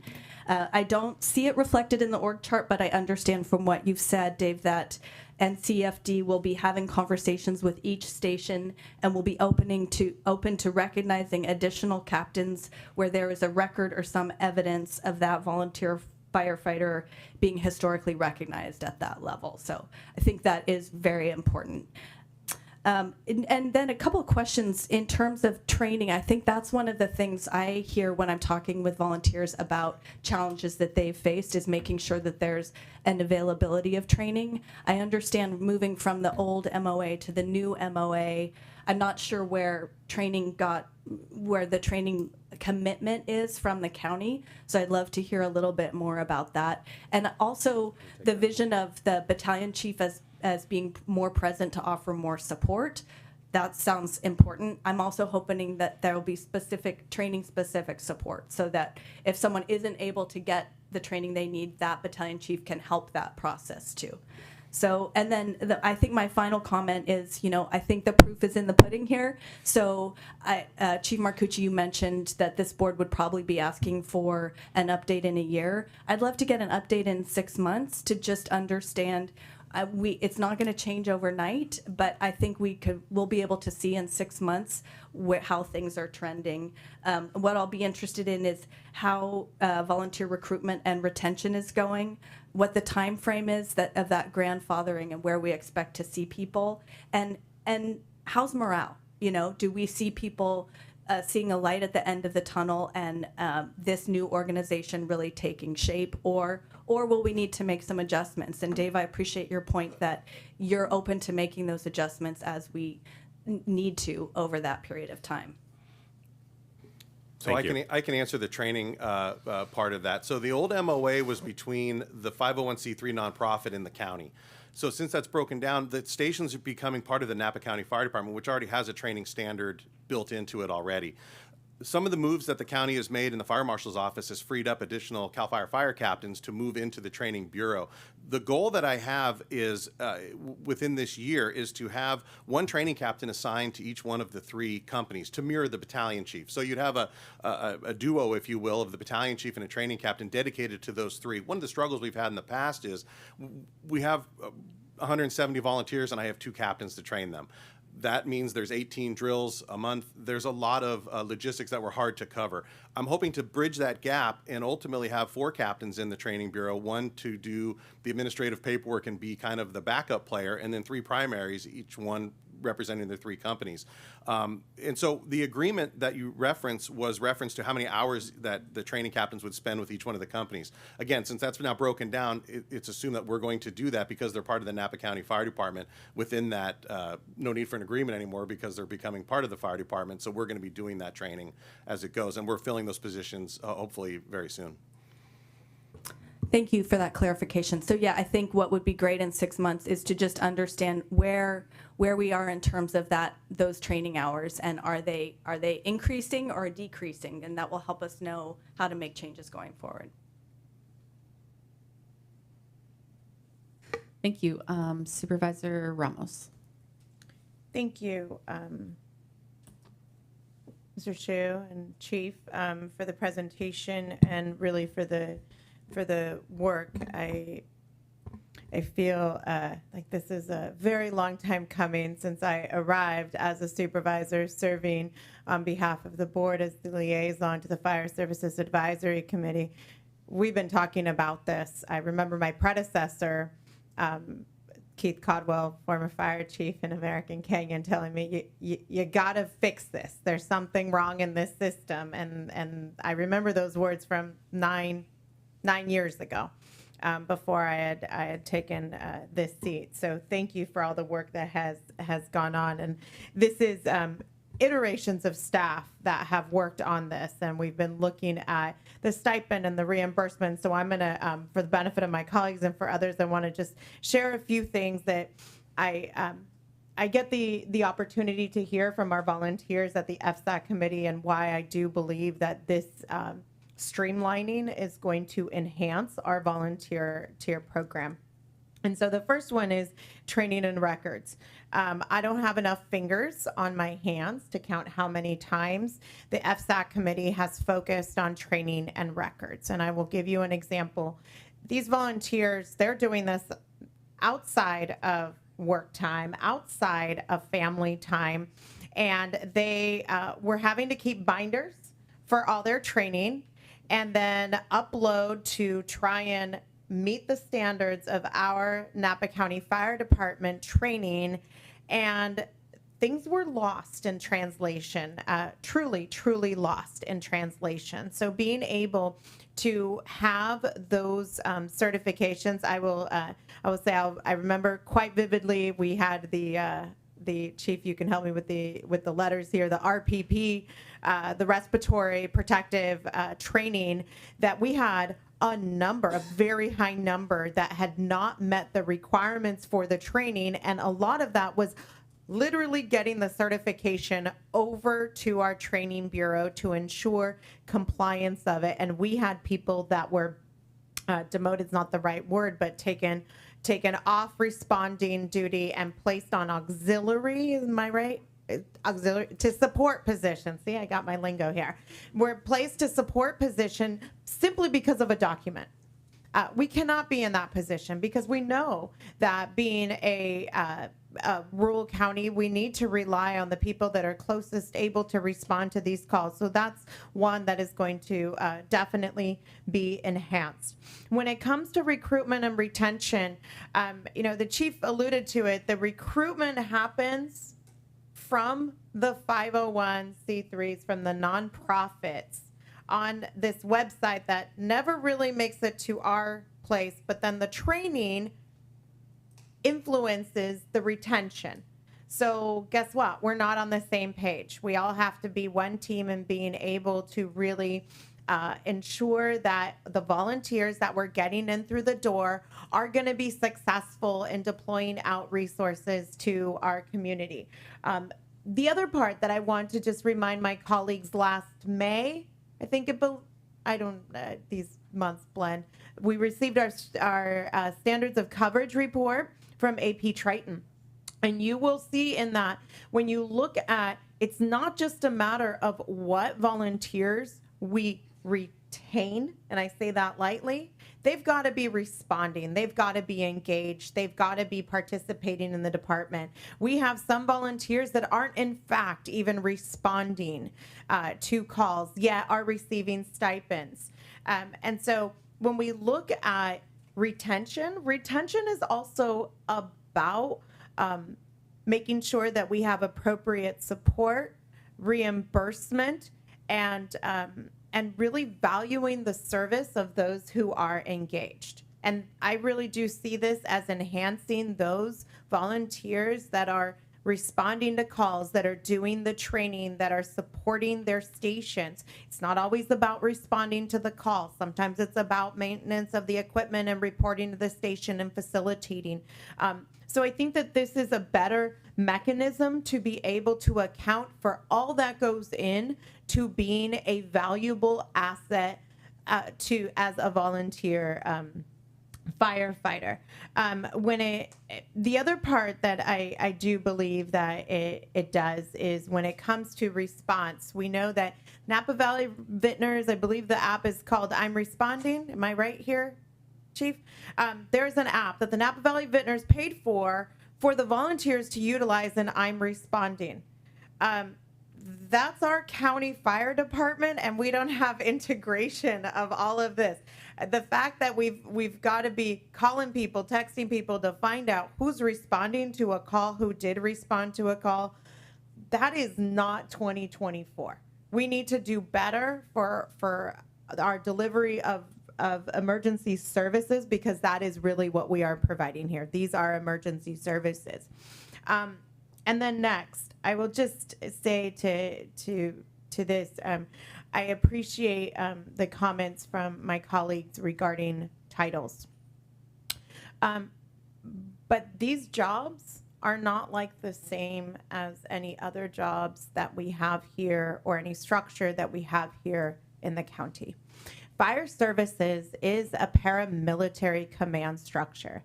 And the reason that it is because when we catch on fire, when we have a flood, we need to know who's the chief and who's not the chief, who is able to act on behalf of the chief and who is not able to act on behalf of the chief. That structure is incredibly important, maybe not so much in the day-to-day, right? We all work together, we're all one team, we all have one mission to provide for our community's safety and well-being. But when it comes to an emergency structure, we need to know who's on first. And more importantly, and we did discover this in 2017, and that really did rise the importance of us making improvements. And truly, what we're doing here is integration. The consolidation of these departments already happened way before all of our times. What this is really is integration. And Supervisor Pedrosa and I know this very well. You can consolidate staffs, and you still have to have a lot of uncomfortable conversations. We've done this through ABAG and MTC. We're not always on the same page, but integration is key, because until you get there, the consolidation is simply on paper. Our consolidation, for many respects, has been on paper until we've had these site use agreements, until we've really taken over the obligations of what it means to run a fire department. Some of these stations, I know I've exceeded 3 times, but for real. But I do think that in order to really give meaning to our consolidation, to be able to deliver a high level of quality service, we have to own it. And I do believe that by owning it, it will help us to really elevate those volunteers that are additive to our community, to reimburse them. I will work on my language on that, to reimburse them appropriately. And to make sure that the command structure in place is known to everyone, and most important, during those times of disasters when we have people coming from outside of the county for mutual aid and helping us, they need to know who the chief is, and there needs to only be one. Thank you. All right. Thank you. I think all of my colleagues said it well. I don't see any other comments, but I do want to take public comment on this item. Anybody? Okay. Any on the phone? No? Oh, please come to the podium.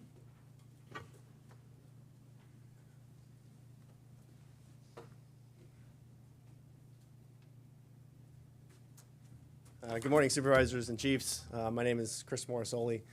I am a resident of Napa County and of the Rutherford Fire Department.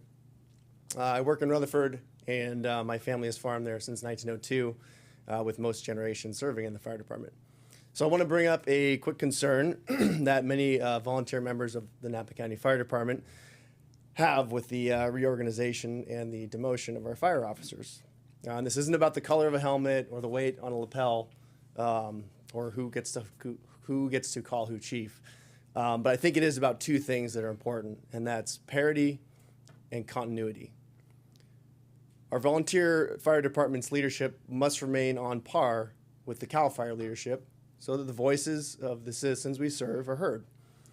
In Rutherford, our chief is a critical part of the community, and is often the first step that our locals take in asking questions about fire response or fire preparedness. And I think CAL FIRE should welcome that extra free assistance and not seek to diminish our standing within our own community.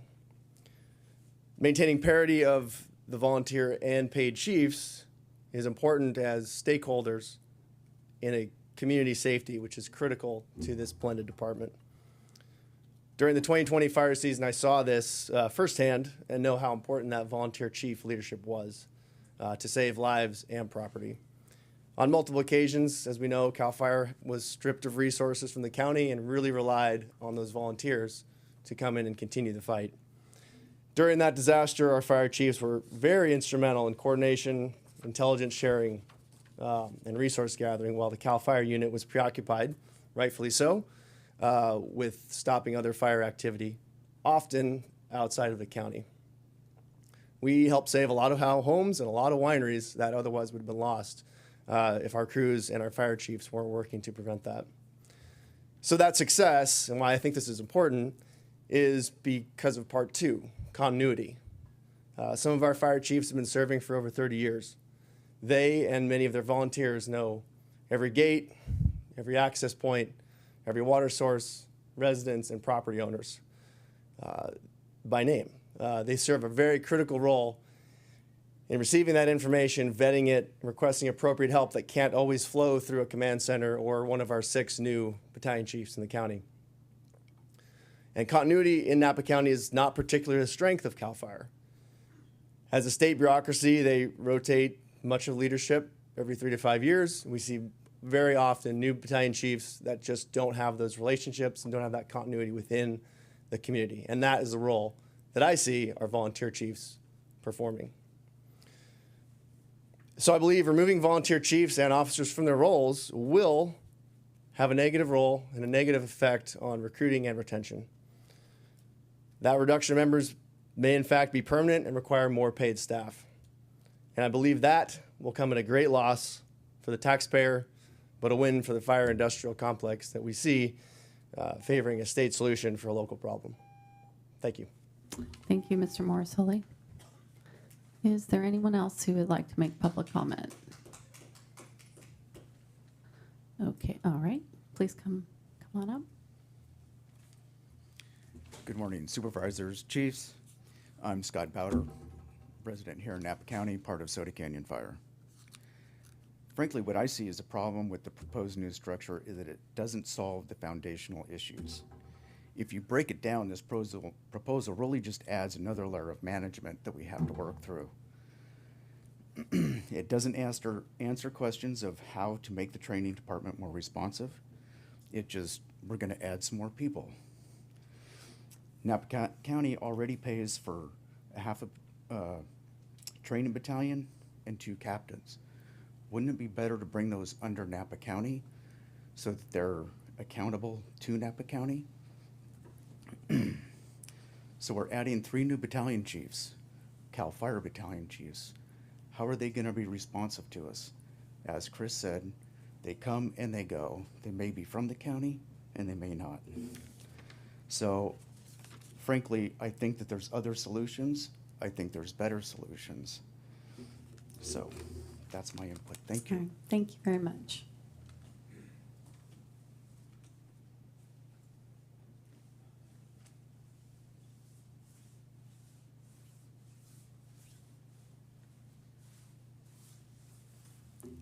My name is Ken Van Overen. I'm currently a fire chief with Dry Creek Volunteer Fire Department. We're slightly different than the other departments in that we have a Fire Safe Council, Mount Veeder Fire Safe Council, which I'm sure you're quite familiar with. They have taken over a lot of the role for us as far as talking with the community and working with the community because they're much better at it. They're more spread out at it, and it's the information that the community wants to hear. They don't particularly want to hear about fire roads and things like that. They want to know more about what's actually helping them evacuate the area, know about what's going on, and the Fire Safe Council works really well for that. So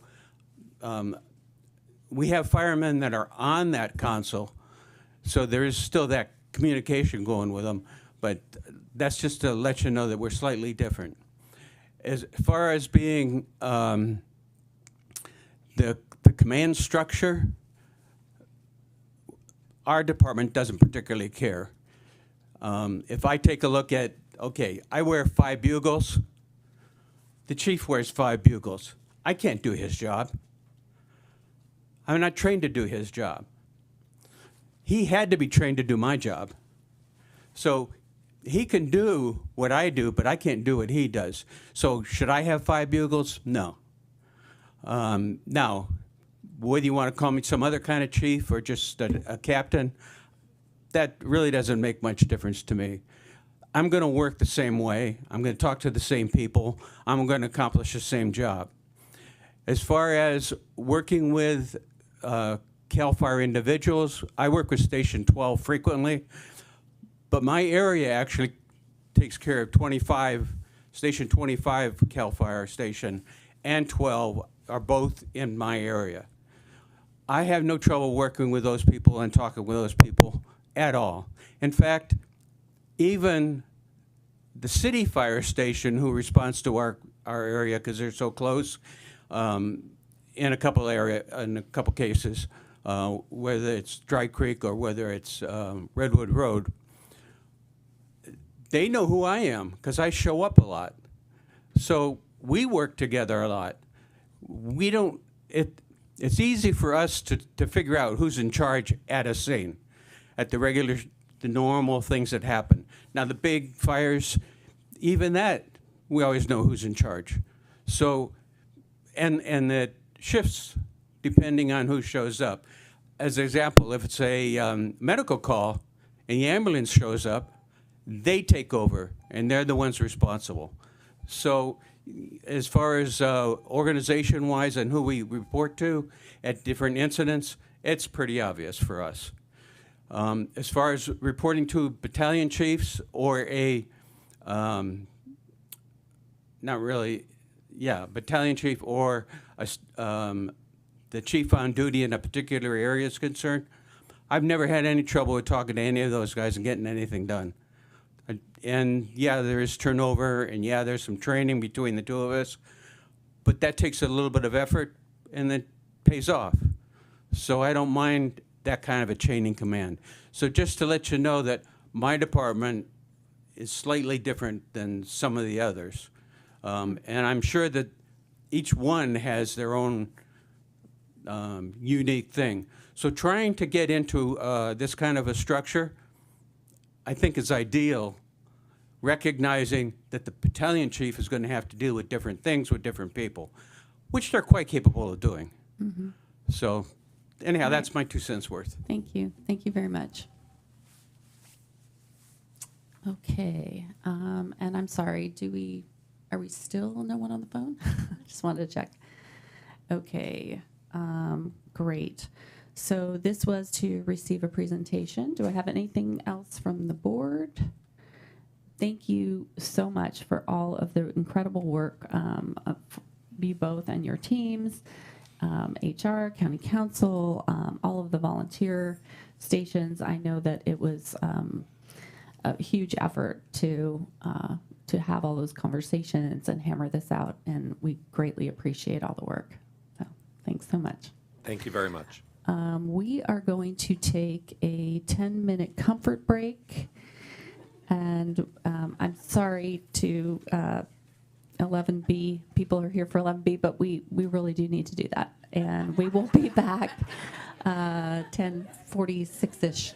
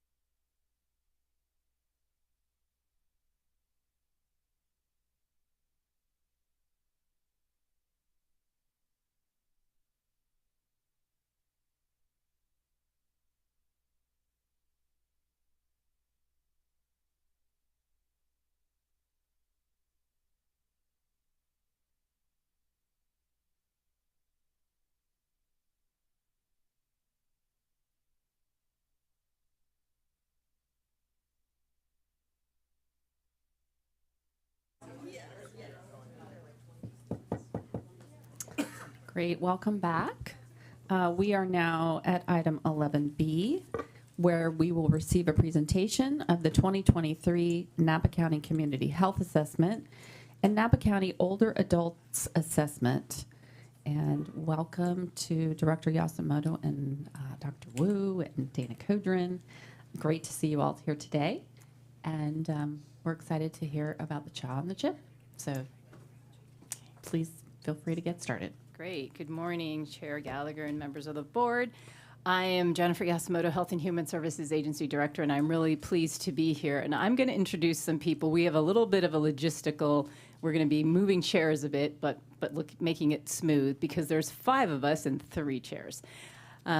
So we have here Dana Kodrin from Providence. We have here Dr. Christine Wu from Health and Human Services. And then right over here, we have Celine Regalia from Providence and BJ Bischoff, our consultant. And so midway through, we're going to end up moving some chairs around. So thanks for your indulgence. We have a PowerPoint that's on the screen now. And I'll just kind of start off with an overview. And this is going to be a little bit of sort of alphabet and acronym soup.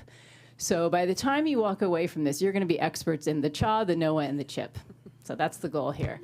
And at different points in time, we've really broken it down into the CHA, the NOAA, and the CHIP. So we have 3 parts to the presentation. And as we kind of make the transition into the different 3 parts, we're going to kind of throw up the transition slide that you'll see up there. And we'll just sort of move, the green text will move down as we hit the 3 areas. So with that, we are going to turn this over now to Dr. Christine Wu and Dana Kodrin to walk us through community health assessment, what a community health assessment is, and we really appreciate your board taking time out of your agenda today to want to learn more about the CHA process, the NOAA process that your board generously funded and supported, and then our plan for the CHIP and how we get collective impact in our community. So with that said, I will turn it over, and I guess the PowerPoint will advance because we will tell Neha to advance the PowerPoint. Okay, thank you. Hi, good morning, Chair Gallagher and Board of Supervisors. I'm Christine Wu. I'm the Health and Human Services Deputy Director for Public Health, the health officer. A community health assessment, or CHA, is also known as a Community Health Needs Assessment, or CHNA. And this is really a comprehensive assessment that establishes the foundation for sustainable health improvements for our county. And we'll be using those terms interchangeably throughout this presentation. HHSA Public Health, like other public health agencies in California, have been charged with doing these assessments on a 5-year cycle, typically. Good morning, Chair Gallagher. Good morning. Good morning, Chair Gallagher and members of the board. Dana Kodrin, Senior Director for Community Health for Providence for our Northern California service areas. It's a pleasure to be here. So as Dr. Wu mentioned, hospitals are charged, nonprofit hospitals in particular are charged with producing a community health needs assessment every 3 years. So it's when the county's on a 5-year cycle and the hospital's on a 3-year cycle, we don't always get to collaborate like we did this year, and it was a wonderful experience. These assessments focus both on the traditional measures of health, so disease, morbidity, mortality, rates in our community. And also non-medical factors that influence health, or the social determinants or the social drivers of health. This CHNA then is the framework that informs Queen of the Valley's community health investments over the next 3 years. So it really is our infrastructure for how we invest into our communities and leverage resources with our community partners. So as I mentioned, the health department is typically on a 5-year cycle for these health assessments.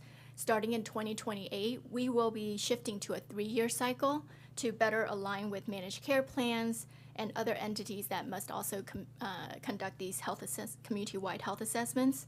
The CHA establishes the priority areas for our work in moving the needle in our community's health. Next slide, please. Napa County, HHSA, and Providence, Queen of the Valley partnered to produce a joint health needs assessment.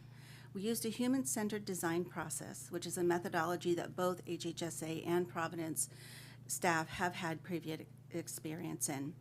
This was chosen because it centers the experience of community members and uses an empathetic approach to understand the full context of the individual's challenges related to health and well-being.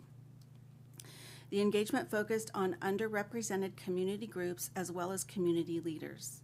Listening session and key informant session participants are from all areas of Napa County. It's also important to note here that listening sessions were held in both English and in Spanish, and participants were compensated for their time. In total, we met with 137 individuals across the county. The images on the right show one of the tools that were used in the community sessions that identify bright spots, we'd call them, or challenges to help residents identify areas of most concern for them. Next slide. So based on all the work that went into those listening sessions and community engagement, we came out with these 10 community health themes based on all the analyses of our community's feedback about the quality of life and their sense of well-being. We combined the qualitative data with Napa-specific quantitative data for each of the priority areas, and this formed an assessment that is truly the voice of our community, often presented in their own words. The full community health assessment outlines in detail the data collection process, organizations and demographic groups that participated, and health priority area summaries supported with both quantitative and qualitative data. Please feel free to read the full community health assessment online that was linked in the slide 3 and also with this agenda item. Next slide. In August, through a joint meeting with Providence Queen of the Valley, hosted by HHSA's Live Healthy Napa County, or LINC, these 10 themes with corresponding data were presented at a prioritization meeting with over 90 cross-sector community partners. In selecting priority areas for focus, community partners were asked to consider the magnitude of the problem, the ability to have an impact, and alignment with existing priorities, including an equity lens. And after calculating votes from both in-person and online meeting participants, we were left with these 5 community health themes. We're very proud of the resulting community health assessment or community health needs assessment, which represents both a rewarding and truly enjoyable collaboration with our Providence Queen of the Valley partner and a data collection process that centered the expertise and feedback of our community. And Providence would also like to thank Napa County HSA and our public health team for the wonderful collaboration and collaborative efforts that went into this comprehensive assessment. So we would just like to also really underscore that the timing for Napa County to be able to do this is typically a 5-year cycle, and so sort of once every 15 years we have this opportunity, and sort of going back to the older adults theme for this month, Powered by Connection, I think it is really probably the first time ever that we've been able to do this, and moving forward we look forward to other opportunities to do this. We know that when we talk to our community, it's helpful to do these things all together, and knowing too that Providence has kind of gone line by line and aligned their community health improvement plan with Napa County's as well. So that's really impactful. We thought that as the sort of second part to this presentation, what made a lot of sense is, as you know, back in May of 2022, your board supported, many of us, myself included, were here asking for your board support for the Napa Older Adults Assessment. We know that that is the one growing sector of our community, and your board had the vision and wisdom to make the investment to really examine what's happening more broadly in health as it relates to the specific needs of older adults in our community. So we're going to switch over now to the second part of our presentation, which will give you the deeper dive into what that assessment found, what it looked like, and you'll enjoy that presentation as well. And we have BJ and Celine coming up to join me now, and we are now on to the transition slide here.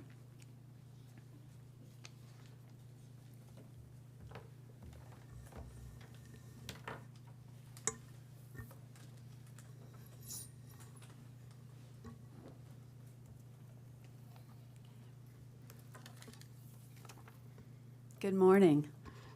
It is my pleasure to be here today, and it's really exciting that you gave the charge that we needed to do an assessment of the needs of older adults here in Napa County. And I just also want to share with you that the folks that are the champions of this project include HAPPY, the Healthy Aging Population Study, HAPPY is what we call it, initiative, and then also the Commission on Aging, and then of course also the HHSA.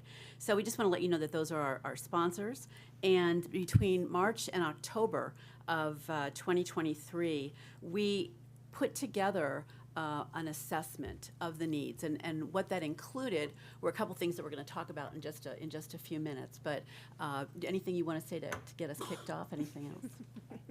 Okay, all right. So I just wanted to let you know that we had a steering committee that was comprised of 10 individuals from throughout the community, very active. While we were doing a survey, and we'll talk to you about that in just a little bit, they wanted to meet every Monday at 4 o'clock just to make sure that the results that we were getting in the survey reflected the population of the community, so that we weren't getting too many of one segment or geographic area. So we had a very, very active steering committee, helped to look at all the questions. And let's go ahead to that next slide so we can, is that okay, show that? All right. What we did. We did ultimately 1,530 surveys, and that's exciting. That's the most number of survey responses ever, to our knowledge, in an older adult assessment here in Napa County. We also did 21 interviews with key informants, and then we had 76 people participate in focus groups. Those were all people with lived experience, people 60 and older. And when we talk about older adults, that's what we mean, people 60 and older. So we had over 1,600 people involved, and we did some of the focus groups in Spanish as well as in English. And the survey was available in 3 languages, English, Spanish, and Tagalog. It was online and in person. And a lot of the people here in this room actually helped people fill out those assessments, people in their 80s, 90s who really needed some help. We had training programs to guide them through that. So it was a true community process, and we're really excited about what happened. So let's look at that next slide. And on the next slide, we just want to share with you the people who responded. We, as we had said earlier, 28% of the population here in the county is people 60 and older. And we want to also let you know that 68% of the people who participated in this study have lived in Napa County for more than 20 years. So you're getting results from people who really know the county, and that was exciting. We had representation from people from all over the county, all communities, and it's pretty close in terms of the respondents to the survey itself and the focus groups compared to the actual census population. So we've got 78% of the respondents were white, and the census says it's 75%, you can see that. The Latinx population is pretty similar as well. We're a little off in the non-Latino BIPOC population, and we'd recommend doing more of that, more outreach in the future. But we're really excited that we feel when we look at the 2 major groups of white respondents and Latinx respondents that we have some real parity there. So I want to really share with you that Celine, who has 26 years or more, maybe 35 years, I don't know. A lot of years of experience working with older adults here in Napa County. She's going to share with you a little bit about what we discovered. And it's really a tale of 2 communities. We found a lot, and probably if you've read the assessment, you see that as well. So Celine, tell us about those 2 stories that we found. Okay, I'll go to the next slide, please. So when we look at the NOAA survey and data, we see one community with 2 stories, as BJ said, that impact quality of life, economic security, and access to services. So what our steering committee decided is that we were going to take this slide with all this data and turn it into a real story. And this story is a story that I see often in our community. So this is Ruby. She is 80 years old, and she has an income of $50,000. Or a little above.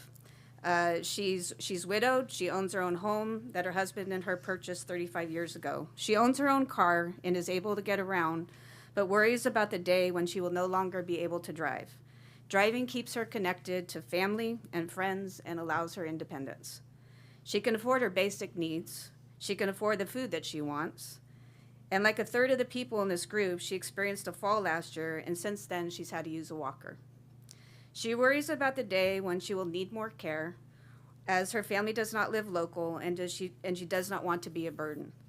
Her house is paid for, but she and her husband had limited savings for long-term care needs and to modify her home as she tries to age in place.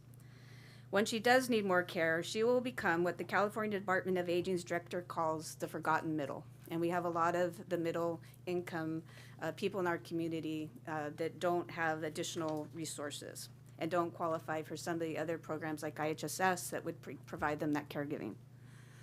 Next slide, please. So you can see our themes again: income, connection, transportation, basic needs, and health.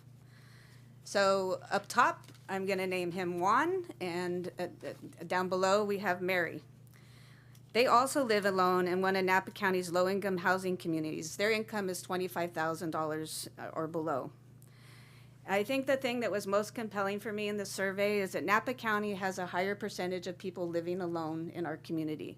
And what does that mean? So in working with a lot of the older adults in our community, IHSS might be their only connection, or they don't have a family member living locally that can support them to help them age in place. And families, if they are local, are really challenged to provide that care if they are working. I just did a family consultation where three daughter-in-laws were recently had their mother-in-law come up from Mexico, and they're trying to provide care. Like many in this group, they rent. Juan has a car that he struggles to maintain, and Mary has to rely on public transportation or Molly's Angels to go shopping and get to her medical appointments. They sometimes struggle meeting their basic needs and expenses. They struggle to afford their wants, food that they want that meets their cultural, and we hear this a lot, their medical dietary needs. Not all the food that's available meets the medical dietary needs. Mary and Juan have a higher risk than Ruby of falling and depression. But what I want to explain is there's a thread that ties Ruby, Juan, and Mary together, and this was throughout the survey. All three are concerned about affordable housing and the freedom to age in place. Hypertension, arthritis, and depression are the three top medical concerns of our older adult population in Napa County. Like 50% of those in the survey, they are concerned about falls, which can lead to negative health outcomes, increased isolation, and depression. And we know that transportation is the key to access and quality of life in Napa County. I've been here for 3 surveys, housing and transportation. It hasn't changed from 2005 to our survey that we did in 2050 and our current NOAA. The message is loud and clear that we need in a rural community that the challenges for transportation are real. And we know that people in our community are challenged to get over the hill to Kaiser if they live up valley, get to Kaiser Vallejo, and to out-of-county appointments. They are all concerned, all the people in the survey are concerned about the cost of dental care, and Juan and Mary have challenges accessing the care they need. They all worry about the cost of affordable caregiving and the lack of affordable long-term care options that will help them age in their community. It's estimated by the Alzheimer's Association, but the out-of-pocket cost for somebody caring for somebody with Alzheimer's disease will be $400,000 of the trajectory of the disease, and 70% of that will come in the cost of unpaid caregiving by families. All of these concerns are real and valid. I see them every day in our adult day health program. The cases that come to our information and assistance program, our Alzheimer's Daycare Resource Center, and now our PACE program, the Program for All-Inclusive Care for the Elderly, where we provide and coordinate primary care, home health, and transportation with a professional team for participants that are nursing home eligible and still living in community, which is the ultimate goal. We look forward to working with the county and our community partners to strengthen the systems and support as you've seen today. It's really exciting. I've never seen so many dots connected in my 26 years, so this is a really exciting time to bring all of this work together that the county's doing, that the community partners and everybody who's committed to realizing NOAA, and that will help support Ruby, Juan, and Mary so that they can realize the freedom to age in place in their community. Thank you. And one more thing I want to add to that you've mentioned, that this is just the end of the first part of this study. The second part is the solutions part. That's where we're working with a lot of different groups. So far we've had, I think, about 130 people participate in solution sessions. And that's where we're coming up with ways that we can be creative and innovative in finding ways to help these make us all feel more connected and more resourced as we age in place. Sorry. Okay, next slide, please. And sort of moving on to solutions. So the culmination of the community health assessment and the NOAA leads us to what we call a community health improvement plan, CHIP. And now we're going to walk you through what our sort of local operational strategy is for collective impact. Next slide, please. So for the first time ever, and what Dr. Wu and Dana Cadron walked through, you can see on that infographic, if you will, those are the 5 areas that emerge from the CHA, right? Behavioral health, housing, economic stability, access to health services, and racial equity and LGBT inclusion. What the NOAA then did was really amplify within those areas what are the things we should be really focusing on. And these areas, some of them also came out through the CHA, but walking through those: fall prevention, access to dental care, transportation, food access, and communication digital inclusion. So what we really have done that I don't think any community has done, and I think the next few slides will kind of speak to what we're able to do here in Napa that I don't believe any of the 58 counties have done. So taking the priority areas identified through the CHA and through the NOAA, and then distilling them into goals and objectives that then serve as the roadmap for resources and targeting efforts so that we have community collective impact to enhance community health and well-being, which of course is HHSA's mission to support our community's health and well-being. The strategies are really what we're going to be turning to with our community health improvement plan. Next slide, please. So I put this up as a visual because I think it's important to really, when we talk about the distillation process of the CHA and the NOAA, the team really did an excellent job weaving through all these various documents that are really relevant in our ecosystem. So up on the far left, that's the community health assessment, the joint Providence Napa County. The NOAA there is the assessment you've just heard a lot about. And when we start distilling down into goals and objectives, we actually pulled into the priorities the emergency food study that was done in 2018. And we've had a lot of discussions about that. I've had discussions with some of the board members as well here about what happened to that 2018 food study. It had a lot of recommendations in it. And so we really used this opportunity because food was coming out as a theme to, if you will, refresh and revive that 2018 document and make it relevant and current today because the issues are the same. And so the way we've structured the goals and objectives is to now carry out those recommendations of the 2018 emergency food study. I threw up there also the Area Agency on Aging 4-year plan. That 4-year plan guides the AAA's work over the next 4 years. You know, the Napa County and Solano County are partners in that. That is extremely important, and the work in the NOAA actually fed directly into the 4-year plan. So I've read the 4-year plan cover to cover. There's references throughout it to the NOAA, and we know for certain that it will impact and change the way funding can be prioritized within those areas. So we've really leveraged it, for example, an emphasis on not just food, but better quality food, focus on outreach, and other priorities that really do help to amplify what we're doing, like transportation, like falls prevention, things that might not have otherwise come out simply through the AAA survey. And then we've got our HHSA strategic plan that really forms the framework for how we're going about this and the why we're going about this in this way. Woven throughout the goals and objectives are also the Napa Opioid Safety Coalition, the strategic plan that we have recently completed there. And MHSA's 3-year plan also guides our work, as well as the Suicide Prevention Council's plan, because all of the goals and objectives weave together all of these, I think it is 8 documents up there. Next slide, please. Oh, we're missing actually a slide somewhere in here. Maybe we need to go backwards. Okay, there we go. Okay. So this really does explain how we're planning on having some collective impact within our CHIP.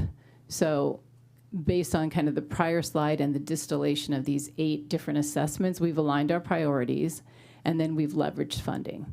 So what you can see there is MSA dollars. And as your board knows, because you have generously set that dollar aside year after year, it's not swept into the general fund. It's been kept aside for health and social services within the community. So we've now taken that funding source, and the grant cycle, with your board's approval, has flipped to a 3-year cycle, so it will align with the 3-year CHIP cycle. And we've looked at the priority areas in the area of access to health services, housing, economic stability, racial equity, and LGBT inclusion. And we've taken those goals and objectives, put them into a grant award process, and the award process is now pending. It's open. It's actually just closed, and we will be reviewing and scoring applications and coming back to your board with recommendations for funded programs and services. Those will formulate the CHIP strategies.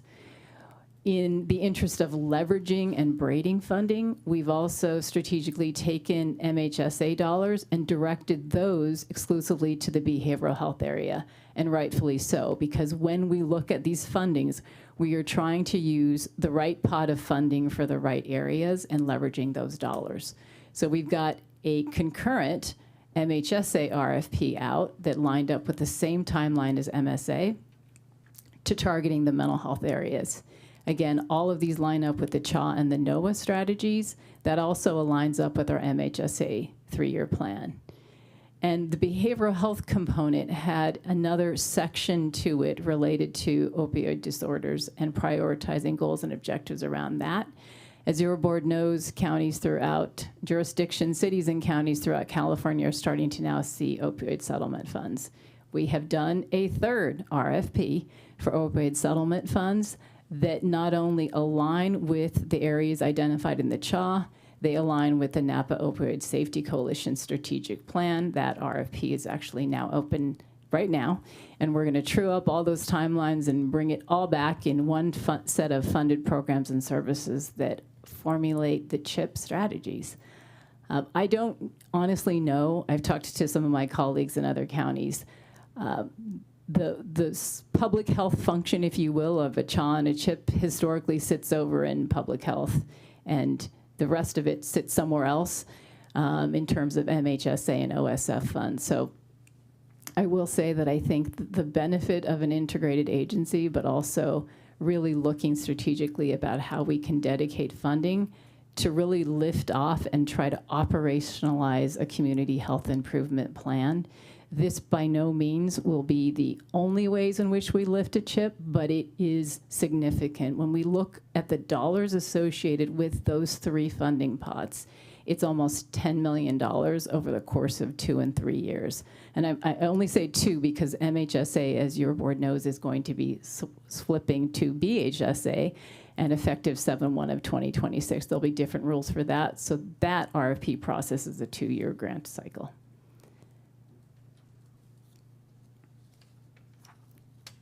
And next slide, please. So going back to the HHS strategic plan, this is really our strategic plan in action. We have a very specific goal around collaborating with community partners to engage in collective impact to enhance our community's health and well-being. If you look at those objectives, Objective 1, align and leverage community assessments. Objective 2, leverage funding. Objective 4, maximize partnerships with advisory boards, councils, and coalitions. So this is really our way of operationalizing boots on the ground, our strategic plan, making it real, making it tangible. There are so many opportunities that we have now. When we think about our community health assessment as an example, the ecosystem around us is changing.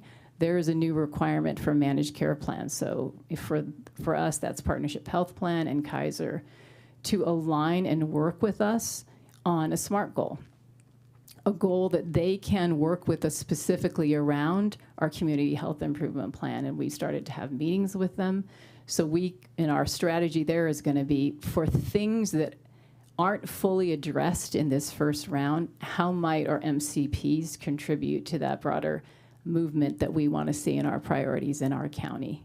We're also having meetings with our local hospitals, using as an example the data, the very rich data that came out of the surveys that BJ and Celine mentioned were 130 questions. They were detailed and deep questions that got at the geography up and down our sort of very narrow valley.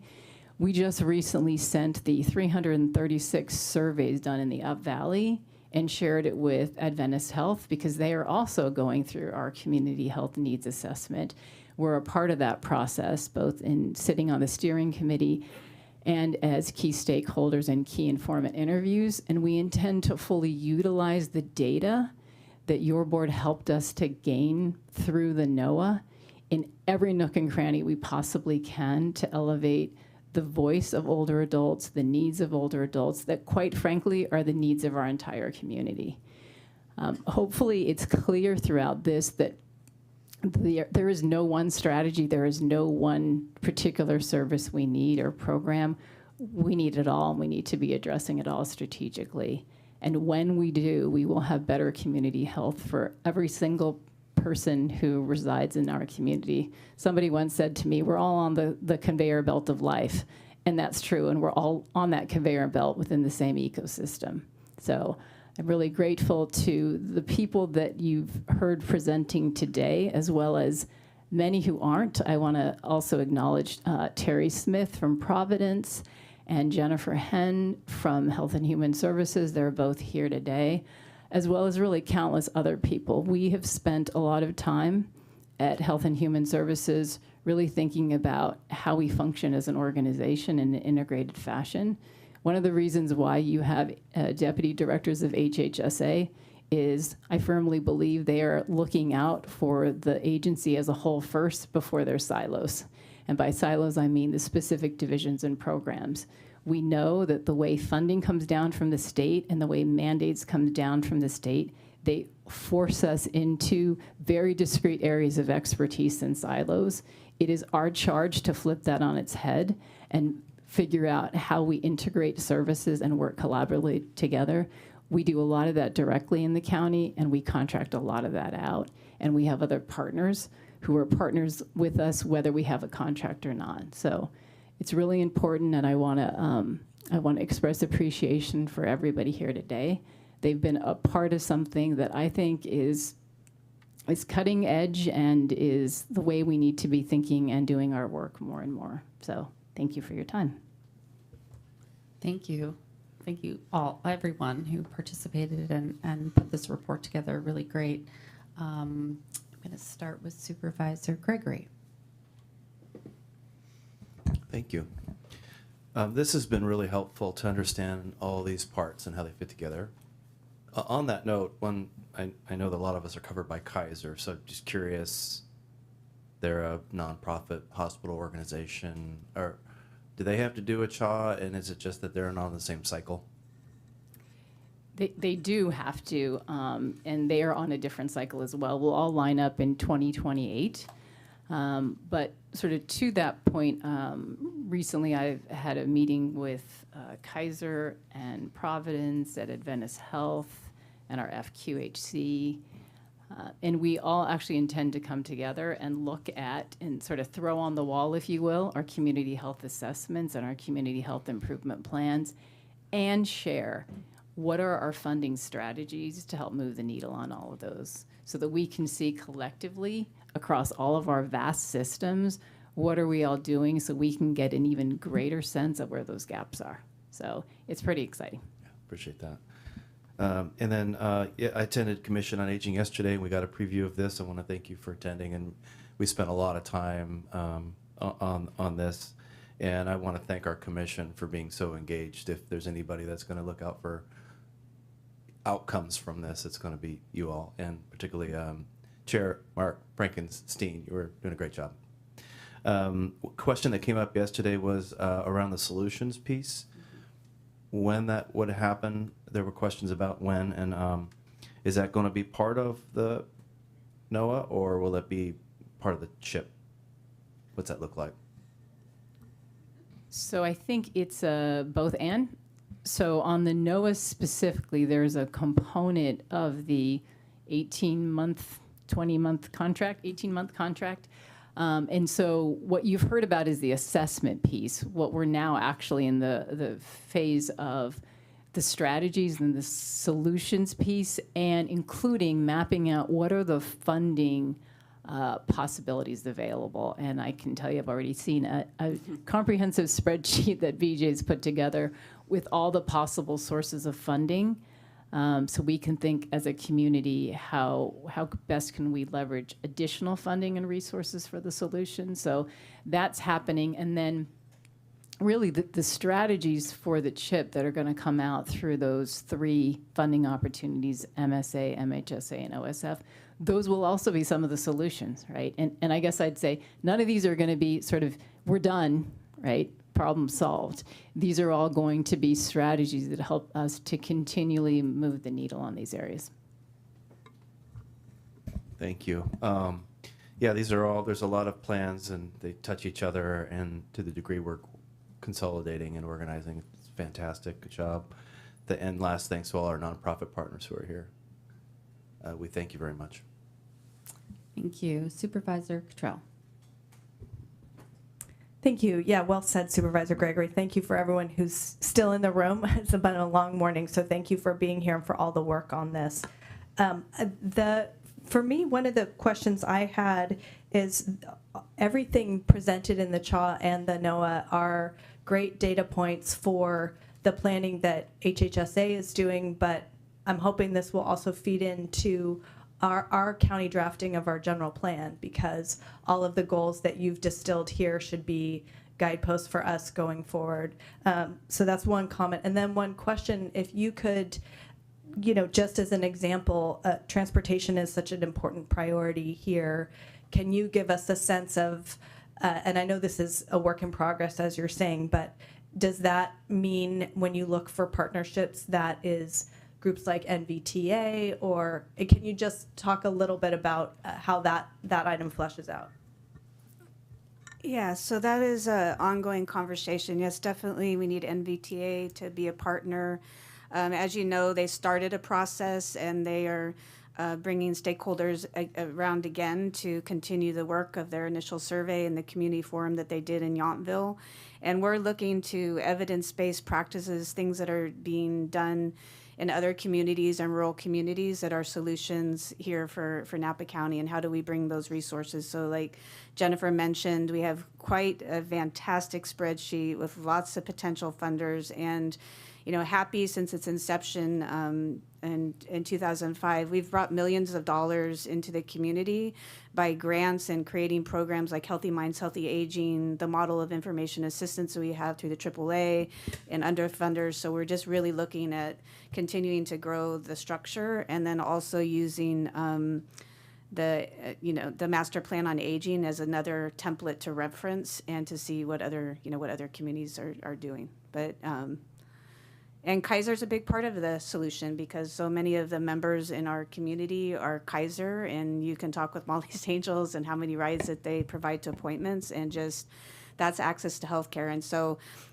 I firsthand have seen that in our new PACE program, the transportation, we are coordinating the care, we are providing all the rights to their medical appointments, and at times we are providing somebody to sit with them in a waiting room. They cannot be by themselves, and all those things are game changers in terms of people being able to access care. Got it. Thanks for those specifics.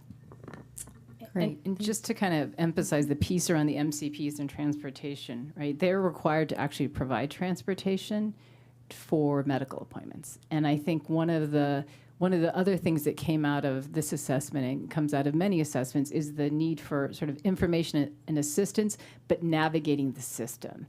And so there's the transportation benefit, and then in reality, how accessible and usable, and do people know how to navigate that benefit? So that's an ongoing conversation with our managed care plans about it. They understand it's critical to accessing care, which ultimately drives lower healthcare costs if you can get people into their care and treatment. So. one more comment to that, sorry. But one of the things that, I mean, you could help us advocate for is, as part of it too, is all of these systems are complex. The navigation of it, it's a big part of it, is just understanding how to navigate it. And so a few years back, we were successful with NVTA and having better outreach materials that were user-friendly for the older adult population, and making sure that people understood, you know, when they're eligible for VineGo, you know, what things are available to the community. So there's a lot of, you know, one of the things that came out of the survey is just people, we're doing a lot of outreach. Tiffany can tell you that, an information assistant, and there's a constant need for more and more, so that people, because people don't, you know, sometimes reach out until they actually need it, and at that time they, you know, they're in a crisis usually. Thank you. Supervisor Ramos. Thank you, and thank you to all the cross collaboration that happened to bring this to us. And I think the meeting up of the CHA with what we have already identified as priorities from this board was incredibly good timing for us. I think one of the things that I would just, I'm going to put it out into the universe, because if I do, then it'll happen, is really that intersection of how housing is that foundational signal for what is really causing the greater hardships and health outcomes and in livability.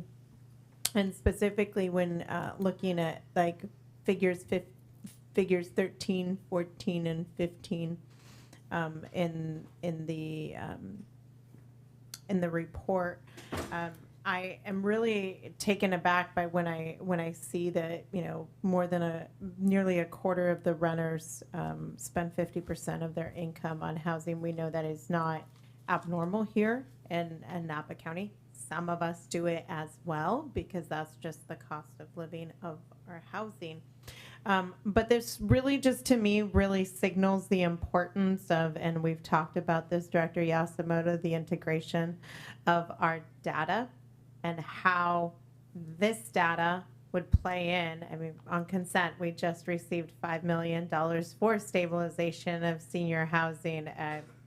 These respondents are exactly who need to be helped and stabilized, because if the housing cost at 50% then creates the burden that feeds into the next section of food insecurity, that then feeds into the next section of health outcomes. If you don't have access to quality housing and quality food, we know that that affects your outcomes. I heard a presentation a couple years ago at our CSAC conference where a medical doctor said that the greatest prescription that a county could ever give, the most powerful prescription, is stabilized housing. So I just want to put it out into the universe that I hope we have this integration. I know we've talked a lot about data integration, of how we can really track this, because this type of participation is phenomenal, like something we haven't seen. But it really doesn't, it's not additive to what our goals are here at the county if we don't track this information and really turn these opportunities into case management for the people that need those direct services. Thank you. Thank you. And Supervisor Pedrosa. And thank you all for your investment in this. It truly is making a difference, and sometimes we all want to see outcomes quicker, but you're building the foundation for those outcomes.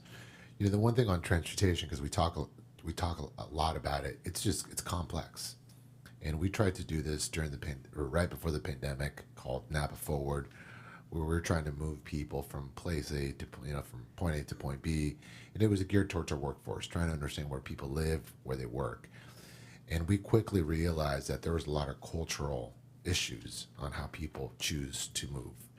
And we learned, because we were tracking this data, working with HR, and the people were consenting that, for example, a Latina worker did not want to ride with a Latino male in a car. So we were trying to create customized transportation systems that were geared towards those cultural preferences. Now you add our older population. I'm just thinking about my mom, who's maybe a little set in her ways. You're not going to change her. And I think those are just things that we have to acknowledge that might be some headwinds in terms of what we're trying to do. And the reason I bring up my mom, because I was just thinking about one of the slides where you talk about the quality of life and the scores around our Latino community. I think cultural issues and cultural differences are playing a factor into that. You know, where people like my mom grew up, she lived in the street, she went down to the plaza, had her groceries, and went back and then went to church. You can't do that in Napa Valley. You got to get in your car. And I think those are some of the things that we just have to put on the table to level set in terms of how we're trying to measure success. And I'm just using the Latino community because I know that community. There's other cultural differences in every community. So I just want us to be mindful in terms of, as we're moving forward, how we're measuring it, because it's not just putting a score. There's so many things that inhibit us from reaching a higher score because there's just these deep-rooted issues. But I do think there's incredible opportunities to create further partnerships, like with the farmers market, right, with the senior centers, those organizations that are deep-rooted in a community. I think strengthening those partnerships can only help us. So, and thank you for your work. Great, thank you. And I want to echo everyone's thanks. I did want to illuminate the finding around racism and discrimination because that is a root cause, unlike some that are symptoms. And I think it's important to point out that this is something that is very real and has a huge impact on the well-being of families, older adults, and quite literally on the brain development of kids. Just as important as safe, secure housing, nutritious food, and access to health care, and has a direct impact, of course, on mental health. You know, we know that we have disadvantaged communities within our larger Napa County, and we don't just have anecdotal evidence to prove this. We have data, and we can track a lot of that data through public health at the census level. So that's important for us to all know and to be able to access that data. I really see the CHA and the NOAA as a launching pad for much of the policy making that we do going forward. Our general plan is an opportunity to also plan for an all-age friendly community. People call that many different things, but what that generally means is, you know, if you plan for a community and you focus on children 0 to 5 and the elderly, and those are where the two populations you focus on, then that community will be healthy, and it will be a place where all people can thrive and reach their highest potential. So I think that we have an opportunity through our future policy making to really highlight a lot of these issues and look at our general plan through the lens of these many issues, especially some of these root causes of some of the highest needs in our community. So thank you for all the work and really helping us to kind of set the stage as we move forward and we update, you know, the things that we need to do at our level. This is a guidepost for us as well and for the county as a whole. So great presentations, and thank you all so much. Thank you. Thank you. Thank you. Chair Gallagher? Yes. Public comment. Yeah. I'll get this right by December. Is there any public comment on this item? I need the kids' book, please. Hi, Chris. Hi, I'm Chris Kaufman-Brown, and as many of you know, I had the pleasure of serving as the Deputy Director of the Comprehensive Services for Older Adults Division here in Napa County. And I also had the good fortune to be offered a Health and Aging Policy Fellowship in Washington, D.C., so I am currently working with the U.S. Senate on the Older Americans Act reauthorization. And I got to work from home this week, so I was really excited to see this on the agenda. It was great to come and see what's happening. And I appreciated Jennifer Yasumoto's statistics, because I always like to throw out statistics, but I did want to bring some other statistics to you today. And let me actually preface that by just thanking all of you and Jennifer and the agency and the community for all the work that you're doing. It's been a long time coming. I've been thinking about the age wave and the baby boomers and for literally decades, and it is here. The age wave is here.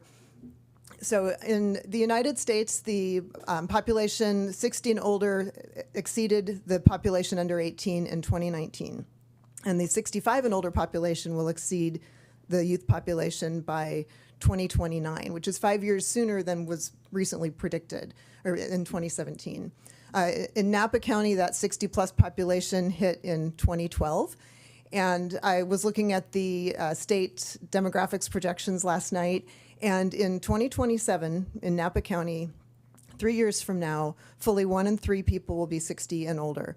And the 60-plus population will be twice that of the under 18 population, 22,000 youth and 44,000 older adults in 2027. So the work that is being done with this NOAA, with the CHA, the CHIP, all of it, this is really the time to be thinking about what is our community going to look like. We've done a really good job of extending the lifespan. We've not done a good job of extending the health span. When we look at our economy locally, 1 in 3 people over 60, they need to be a part of the solution. When you're talking about recruitment, retention, when you're looking at your next labor negotiations, be thinking about family caregivers and how many women leave the workforce in their 50s to care for aging parents, and then they can't get back into the workforce because there are limited opportunities. I encourage you to think about flexible, out of the box, can you go to 30 hours a week? Can you hire 2 part-time people? Don't just keep looking at the young population as the workforce solution, because we don't have that population here. The older adult workforce is so untapped. Firefighters, everybody. I mean, I just want you to really think about what do you want this community to look like in the next years? Because how the baby boomers age is how all of us are going to age. One fun fact is that people who have positive attitudes about aging live on average 7.5 years longer than people with negative attitudes about aging. There's fascinating research about that. So much of it comes down to the beliefs that you have, and you all help shape that for our community in the coming years. So thank you very much for the work that you're doing, and I'm excited to continue to age in this community. Thank you, Chris, and congrats on the new position. Any other public comment? Anything on the phone? Okay, great. Thank you so much. Really, really appreciate all the work. Okay. We are going to move on to our public hearings. We do not have any public hearings for special districts. We will move to 13A. Let me just first say that board member disclosures under the Levine Act are attached to the agenda. I just wanted to ask if board members have any other disclosures or any new Levine Act disclosures. And I'll just start with Supervisor Bertorosa, and we go down the line. Okay, thank you. No.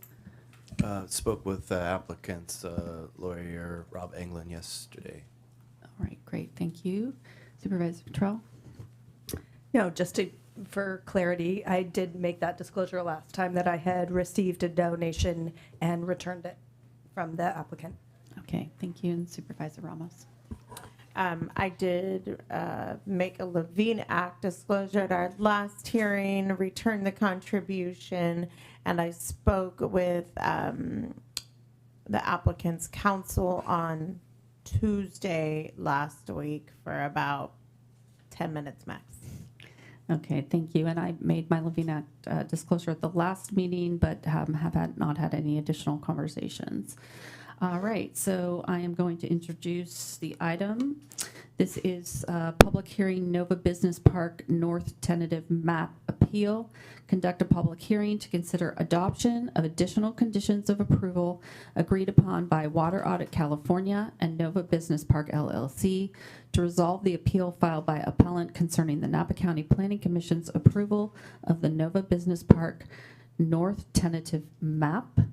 And please remember that today's hearing is limited to consider and adopt the revised conditions of approval that have been agreed upon by the parties to resolve the appeal. And now I'm going to turn this over to our staff for a presentation. Thank you. Thank you, Chair Gallagher. Good morning. Members of the board, Sean Trippi on behalf of the Planning Division.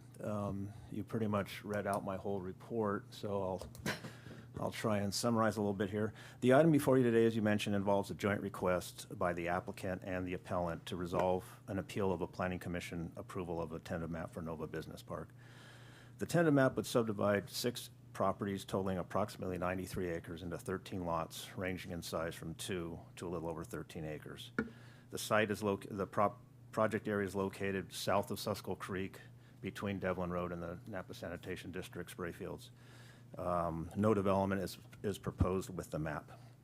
Prior to today's hearing, the 2 parties reached an agreement and requested the board adopt additional conditions of approval that would further clarify and amplify the mitigation measures and conditions of approval that were adopted by the Planning Commission regarding wetlands and sensitive species. Staff concurs with the joint request and recommends that the board adopt the additional conditions of approval included as Attachment A and reflected in the revised conditions of approval included as Attachment B. Thank you. Okay, thank you so much. And let me look at my cheat notes here. All right, do we have any testimony from the appellant? Anyone from Water Audit who will be testifying? Okay, any by phone? Okay. And now I invite testimony from the applicant regarding the conditions of approval. So, Mr. Englund, thank you. Good morning, Chair Gallagher, Supervisors, Rob Anglin on behalf of Nova Business Park LLC. With me today is Ron Fedrick of Nova Business Park. We've seen all the busy work that you've been doing this morning, a very busy morning, so I'll keep my comments very brief. In any appeal situation, I always advise clients to work hard to try to see if they can resolve it. I think that's something I've heard from a lot of supervisors over time is if you can resolve it, please try hard to do so, and we did. We were able to reach a compromise here. It was difficult at times, but we did it. The result is the 6 added conditions of approval, and just to clarify that they are additive to the unanimous decision of the Planning Commission. So we didn't take anything away. These are added on. With staff support, we can make them work, and we hope that the board will agree to them so that we can move forward with the resolution of the appeal. And in doing so, we'll go on with our lives, and the board and its county staff will work on other things. I'm available for questions, but I don't want to probably add more than I need to at this stage, especially before lunch. Okay, thank you so much. We're going to go ahead and take public comment, and then if the board has questions, we know you're there. Does anyone in the public wish to comment on this item? Anyone on the phone? Okay, great. We're going to go ahead and bring it back to the board, close the public hearing, and start with Supervisor Gregory. I want to thank applicant and appellant. It's quite rare for you all to get together and work it out.